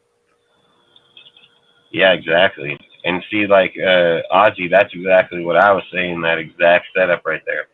Because that's what I think is like, we have a lot of versatility here, man. And look, where people say that we're depleted in the corner and safety, I'll just argue the fucking differ, man, because depending on what schemes you're running in, you don't necessarily have to have all great corners.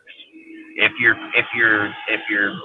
safety have better tangibles, like as in coverage skills and playing skills, there's a lot of times we're going to be running cupboards that have 5 DBs in there. There's nothing saying that it has to be fucking 2, 3 corners and included in those 5 DBs. It can be 4 fucking safeties out there and 1 fucking corner. You know what I mean? Whoever the best 5 are would be the ones that are going to be on that field. And that's all I'm saying is that we're sitting here looking at like, oh man, they're going to face up with this dude. Like, not a lot of times.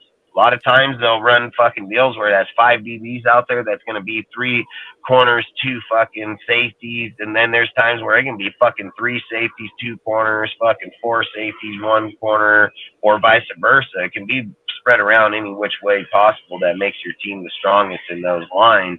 And I keep coming back to always, just like in history, the bigger the corners are, the better chance you have. But if they're doing in these short routes, slants, drags, then you'd probably want that smaller bodied corner where he can get in there a lot quicker and get off that line a lot quicker. Longer strided people, it tends to take a second to, like get up and go, where those shorter little dudes, they got that burst, like that fucking burst speed real quick. So that's where, like I said, it's going to be a good thing for Graham to be able to have that much versatility between individual people and players to be able to scheme on almost anybody and everybody. You know what I mean? So I think it's a good thing for us, man.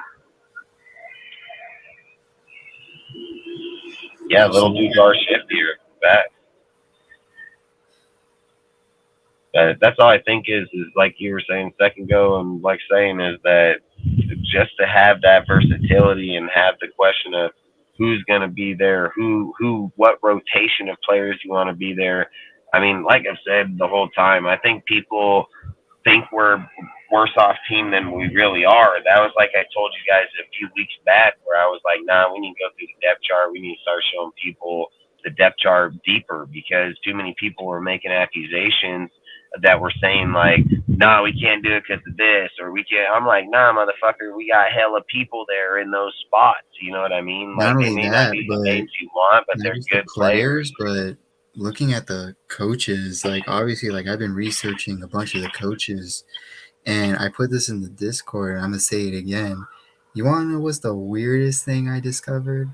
Was when so I wrote an article recently on the DB coach, Chris Ash, right? Yep.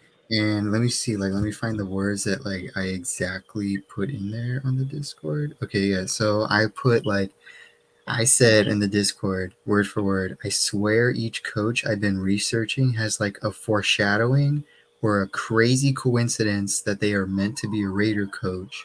While I was researching Chris Ash, apparently when he was a defensive back coach for Iowa State, his best cornerback, that was the only defensive back drafted from 1992 to present day, was a guy named Hobbs, which I thought was crazy. And not only that, he has a very great resume. Apparently, every like defense he's gone to, like they'll be like the 100th best defense, and then the moment he's like the coordinator, they'll jump to like the 60th or the 70th best defense in college. Hey, like I said, he has the chance. He has every tangible to be a defensive coordinator. So, like I said earlier, when we were talking about Graham, if Graham was to be cut at week 13, I've said Jason Simmons and Chris Ash both have the credentials to run the defense as the defensive coordinator. So you can't just look past either one of those guys. Yeah, and that's why, like, to anyone doesn't know, that's why I've been making articles about the coaches, because I feel like I want everyone to know, like, who is, like everyone at this point, like, either just knows or doesn't know enough of, like, Ziegler and Josh McDaniels. Like, I think it's best, like, if you show people, like, who's in charge of each position, because one guy can't teach everyone everything. You need an offensive line coach, just like how we give Carmen Priscillo his flowers. Like, you got to give every coach their flowers for how they coached the position room and how they performed. That's right, and that's why I tell you about. That's why it's very important for us here to bring facts and to educate people on people because they don't know, and how are they going to learn without people like us telling them? You know what I mean? And that's why I emphasize it a lot. That's why I've been on this show numerous times where I've said like people need to educate people instead of just pushing them away. The more and more people know an individual coach or where they come from, I've always said that there's a reason why I feel like I can talk on all of it because of the fact I research all of it. I just don't sit and say like, oh, I just know the coach and this guy, and if I don't know them, they're all suck. You know what I mean? Like I hate that shit. I hate where dudes don't research something and then tell me I don't go by stats. Like you're fucking dumb. You fucking dumb as hell, dude. Like those guys that tell me they don't go by stats, I just block them. I'm like, I'm not even gonna fucking talk to you, dude, because it's a fucking pointless ass conversation at that point. You know what I mean? So, long story short, you have anything else you want to yap about, or? No, that's kind of it. I mean, I got my 2 topics out. Hell yeah, frickin', I'm just trying to hop off, get home, fucking, hopefully I need to get a shower, fuck, get to bed, I gotta get a pill early. But outside of that, frickin', if you don't got anything else to talk about, you can hop off here if you don't mind. Yeah, I don't mind. All right, heck yeah. Outside of that, man, we appreciate it. He said facts test and why I think our line back will be good in the future because of Antonio Pierce. I mean, hey, that's facts, dude. I mean, he did an article on him. Hey, I did an article, and Antonio Pierce himself approved it. He liked it himself, which I thought was that's probably my favorite one because it wasn't a player, it was like an NFL coach. Yep, facts, and that's a big deal. So, like I say, at the end of the day, man, frickin', we got a lot of good things going on, dude. Frickin' here, we got a lot of good things within the organization, dude. I mean, there's a lot of upside, more upside than downside, you know. And I've always said it's easy to be negative, man. It's harder to be more positive. It's harder to see the bigger goal in the end. It's harder to sit and research things. It's easy to hop on other people's bandwagons and fucking talk bullshit, not knowing anything. So at the end of the day, we want to try to educate as many people as we can, bring as many facts as possible, as many different stories, subjects, fucking diversity and conversation, and not just educate more and more. That's what it's about. So outside of that, man, like I say, I appreciate all of you guys always showing up week in and week out, day in and day out. Really, really do appreciate it, man. We'll be live again on Friday, 7 p.m. Pacific, 10 p.m. Eastern. Outside of that, man, I hope you guys have a great night. Stay safe. Don't drink and drive, man. Like I always say, call an Uber, sleep in your car. It ain't going to be you. It's going to be somebody else. So outside of that, I hope you guys have a great night. Do you want to say anything else to finish this out? Just if anyone's new, I know we got a bunch of new people here, a bunch of new viewers here today, a bunch of new commentators. Just make sure you join our Discord. We got a really great community, just like Dustin said, and I'm going to repeat it very differently. Where we make sure that everyone has a source from anywhere. We make sure we don't gatekeep sources. We don't gatekeep anything. We make sure everyone knows everything. Because if you gatekeep the information, then how are anyone going to know anything? Like, it's like the worst thing you can do with like information and education. For me personally, follow my Instagram. It says it right here, Raiders.stats. That's basically all I do. I'm not a news source. I'm just basically an information source. I'm probably like one of the most unique Raider content creators because all I do is just talk about sources. I talk about debates and controversies. Like, okay, everyone's arguing about this. Here's the stats. Here's the schematics. What do you guys think of it now? Right now, I'm just writing articles, like I said, trying to get people to know like who's in charge of our team, who are the coaches, who are the players. Sometimes I'll have hot takes. Sometimes they're crazy. Sometimes they're very realistic.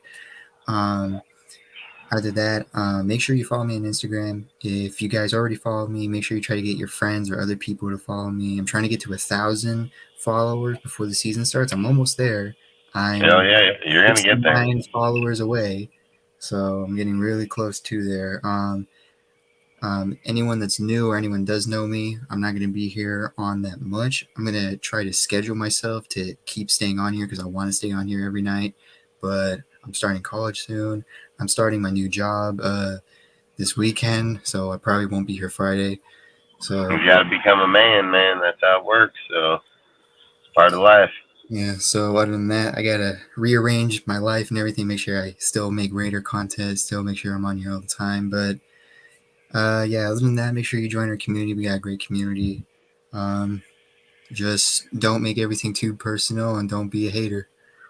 Facts. That's fucking facts, dude. Like I said, if you can't take hot takes or take other people's opinions, then this place ain't for you. I've always said, like, here we don't hate, man. We try to debate. We want to debate each conversation. That way we can educate each other on each side of the end. Uh, my knowledge and his knowledge, man, can be really good knowledge together. You're only as good as what you know. And I've always said, if you got somebody on the other side that's passionate about what they feel, that debates stuff the way that they feel the same way about the team and how they see it, that's the only way you're going to get people to see it. It ain't about fighting. It's not about calling a guy, oh, you're dumb and you're stupid and you don't know what the fuck you're talking about. Like, anybody can do that. Like, you can do that easily. Debating a guy and showing the principle of why it's better is what I think is the key point and where people lack, because I've said it 100 times. I'll say it 1,000,000 times. A lot of other YouTubers, man, they're dictators like a motherfucker. The second that you go against the narrative, you're going to be blocked. And then to feel welcome in their community, you feel like you have to go along with them. Otherwise, you'll be outcast because everybody else will outcast you.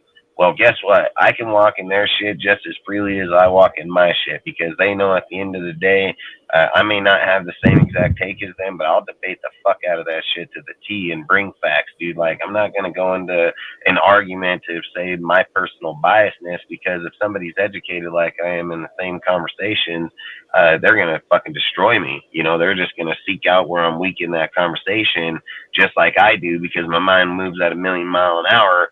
The first thing I think is like when somebody brings in conversation, where to deflate it, you know, and certain conversations can be debunked that fast. So in your mind, you're like, oh, I got this whole fucking thing, I'm going to start talking.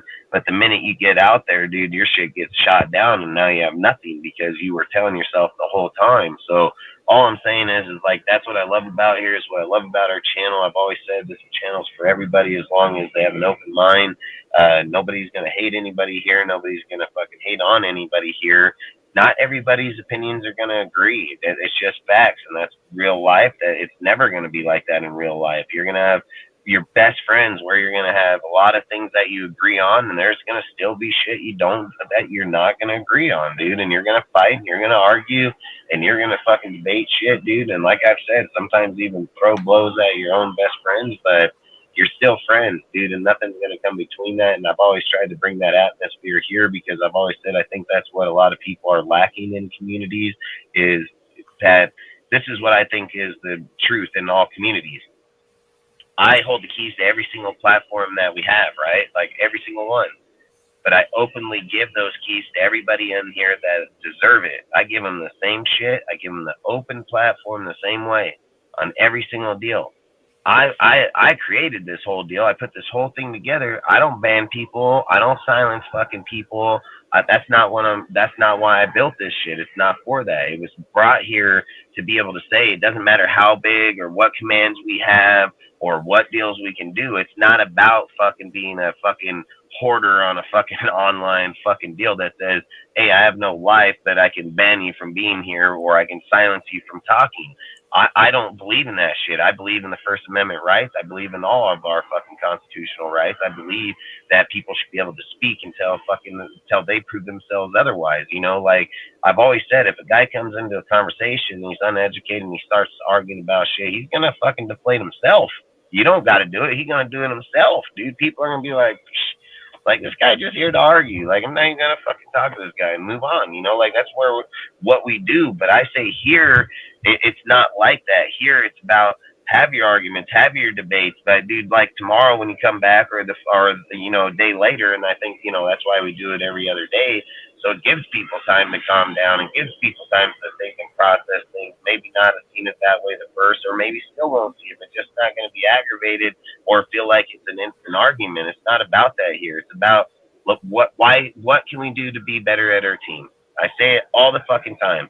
I bring you here to my property. I give you a dozer, let you tear down the fucking building. And then when you're done tearing it down in fucking 20, 30 minutes, I'm going to fucking give you a hammer and nails to ask you to rebuild one. Like, it's going to take you a fucking year, dude. Like, It's not something you can do right away. It's shit that you got to adapt And to. that's You got to something learn. that's something that our fan base has the biggest problem. It's easy to complain, but the moment you ask, okay, how are you gonna fix it?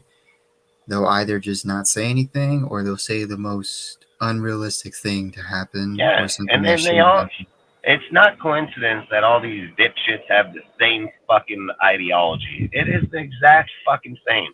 And then when I see that, for me, the thing I start registering is like, okay, when I'm in these talks or in these debates or in these conversations, I run massive fucking page. I'm in massive different platforms. I'm getting messaged fuck 1,000 times in a day and all kind of stupid ass conversations. And all I'm saying is like there are so many here that are scripted. It's scripted. And then when I'm reading these things or these comments, I'm sitting here thinking, okay, out of the last fucking 10 guys I just talked to, literally 6 of these fucking dudes had the same shit. They literally had the exact same shit. So that either tells me, one, you're either friends, which I probably highly doubt it because I don't know they don't know each other. But what it tells me is there's a YouTuber out here that's talking that bullshit. And then they can't go against that bullshit because they'll be fucking ousted. So they just start getting brainwashed by that bullshit. And then next thing you know, like I say, 6 of these motherfuckers, not even meaning to, all saying the exact same shit. And I'm like, that's not even true. That's part of this goddamn thing from the truth. Here's the fucking article. Read the fucking article. What's this fucking say? What you're reading is the article is this big, right? So the article is this fucking big. You're reading like this part of the article. You're leaving out that much more of the whole fucking thing that tells you why that shit wasn't. You just read something that in your mind thought, well, that's what it is. And it's not even fucking close. It's not even close. You forgot to read, the other fucking 2 paragraphs to that fucking deal, and that's all I'm saying is like too many people get brainwashed in this shit. Too many people just start that's why you get all these crazy takes. And look, when you have your crazy take, it still makes sense to an extent, and if you're having a hot take, that's the purpose of the hot take is to go outside the bubble. So if somebody's going to judge you on a hot take, they probably need to just shut the fuck up because why don't they have their own fucking hot take? You know what I mean? Like, hot Even takes when I ain't do meant have a to be hot like take, Jimmy's going to throw 25 touchdowns. Like, it's not a fucking hot take. What the hot take is like, hey, fucking, we got Tucker over here. He's going to eclipse fucking 800 yards and fucking 10 touchdowns. Like, that's a hot fucking take, dude. Like, dude just come out of college. Fucking dude ain't even stepped on foot on the field. And we're asking this fool to fucking dominate. Hot takes would be like, even another hey, Tyree example could Wilson's be going to slap out 15 sacks this year. That's hot takes. It's even something another that's example not realistic. is how I had a hot take where I said Crosby, Wilson, and Jones, all 3 are going to have 30 sacks combined at least. That means that by average, each of them have 10 sacks. Now, I'm not saying each of them are going to have at least 10 sacks. Crosby could have 16. Yeah, it can switch around, however. Crosby could have 16. Wilson can have 8. But here's the thing. I'm prepared for how people are going to say about it. And I've seen it all over the place. People say I'm crazy or I'm delusional or I don't know what I'm talking about.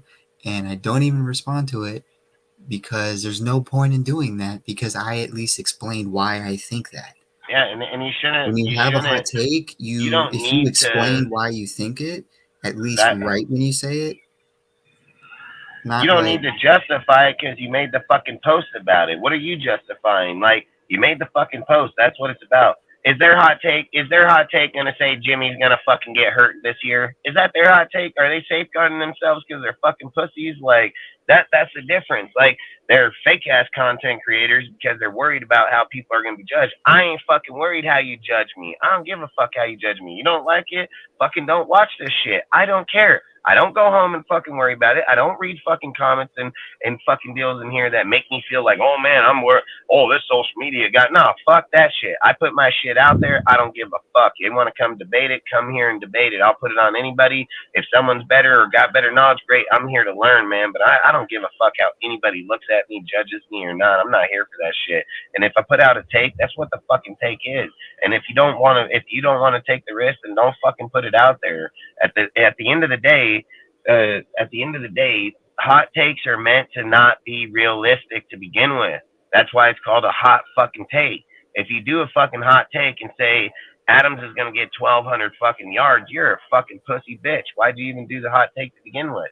Like, that's not hot takes, dude. That doesn't even fuck. That's not. Hot take would be like Adams hit 2,000 fucking yards, dude, with fucking 18 touchdowns. Like, that'd be a hot take, you know, something that's gonna be hard as fuck for somebody to do. So when people are judging things in those deals, I mean, fuck, it was like what's his name said the Raiders defense going to be ranked fifth. You know what I mean? Like that those are fucking. You're going above and beyond. You know what I mean? So that's all I'm saying is when people put those out there, when they put them out there, I think yeah, they're hoping that there's a part of it that's going to be true. But everybody knows, even when you write the post or put it out, you know that there's like 70-80% chance it's not even going to fucking happen. But guess what? There could be that 20% that there's a possibility that it could fucking happen, and you were the one that wrote about it. You know what I mean? Like, is something I that don't fucking cower back from nothing. I will not lie. I took that fucking car post down, and I'm gonna tell you why. Because it wasn't about putting out what I said. I fucking meant every word I said about it. The problem is I was getting spammed by these sorry motherfuckers that were just saying the same shit over, and I just tell them like, hey, you don't like it, whatever, and they would just keep fucking messaging me, and I'm like, I'm not gonna just start blocking fucking dudes because of it. So I was like, I'll just get rid of it. Like, it's easier. You got to remember, I got fucking over 2,500 people on that bitch, dude. And when you bring up car or any fucking thing, you're about to have 1,000 motherfuckers over there talking shit, you know? So I'm not even trying to go down that path. The page wasn't meant for, like, for me, at the end of the day, I do put shit out sometimes just because, like, that it's mine. I feel that way.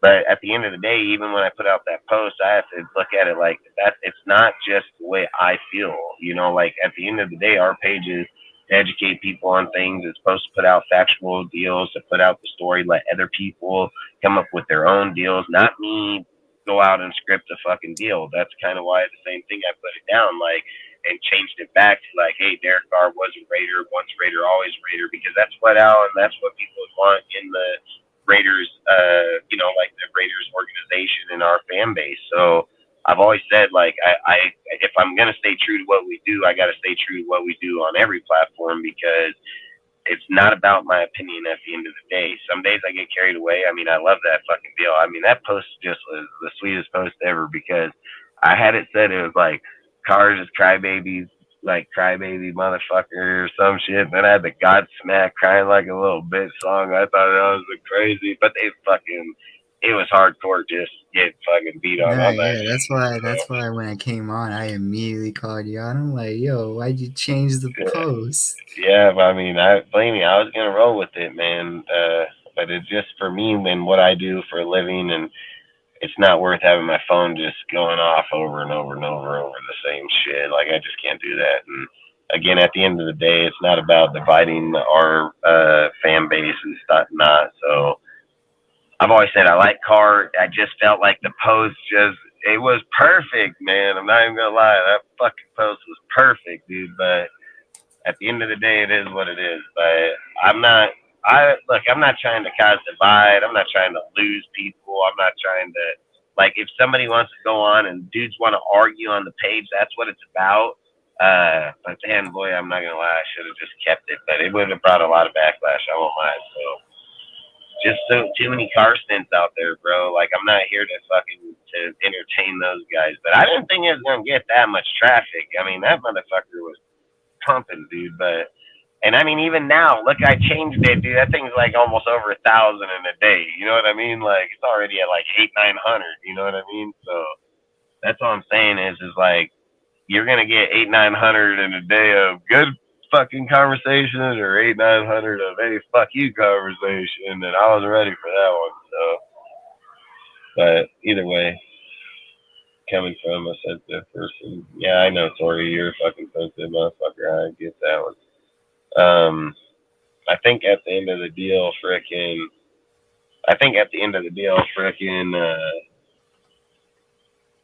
yeah, it is what it is.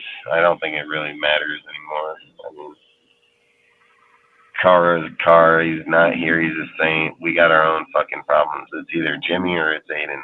I would rather be Aiden just so I can get the money. But outside of that, let's end this shit here so we can save shit for Friday or Monday or whatever. Because I'm gonna try to be here on Friday for sure. I just know I got a lot of shit going on. We're gonna do the show 100%.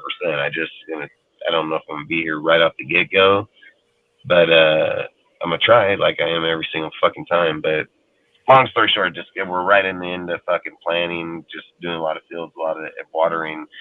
So it just depends. Fucking when I know I got a lot of shit to do on Friday, but long story short, I'll be here either way. So will everybody else, or outside of Sergio, because I think he said he got something to do. But outside of that, like I said, I hope you guys have a great night, and we'll catch you later. Nah, fucking, where's that damn video right there?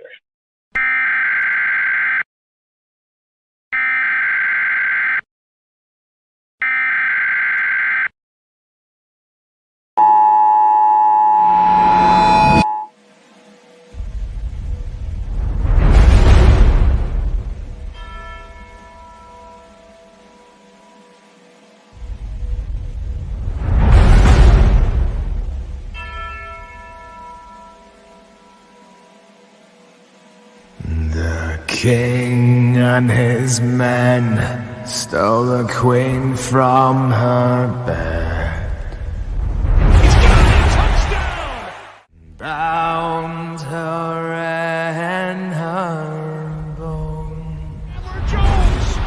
The seas be ours, and by the powers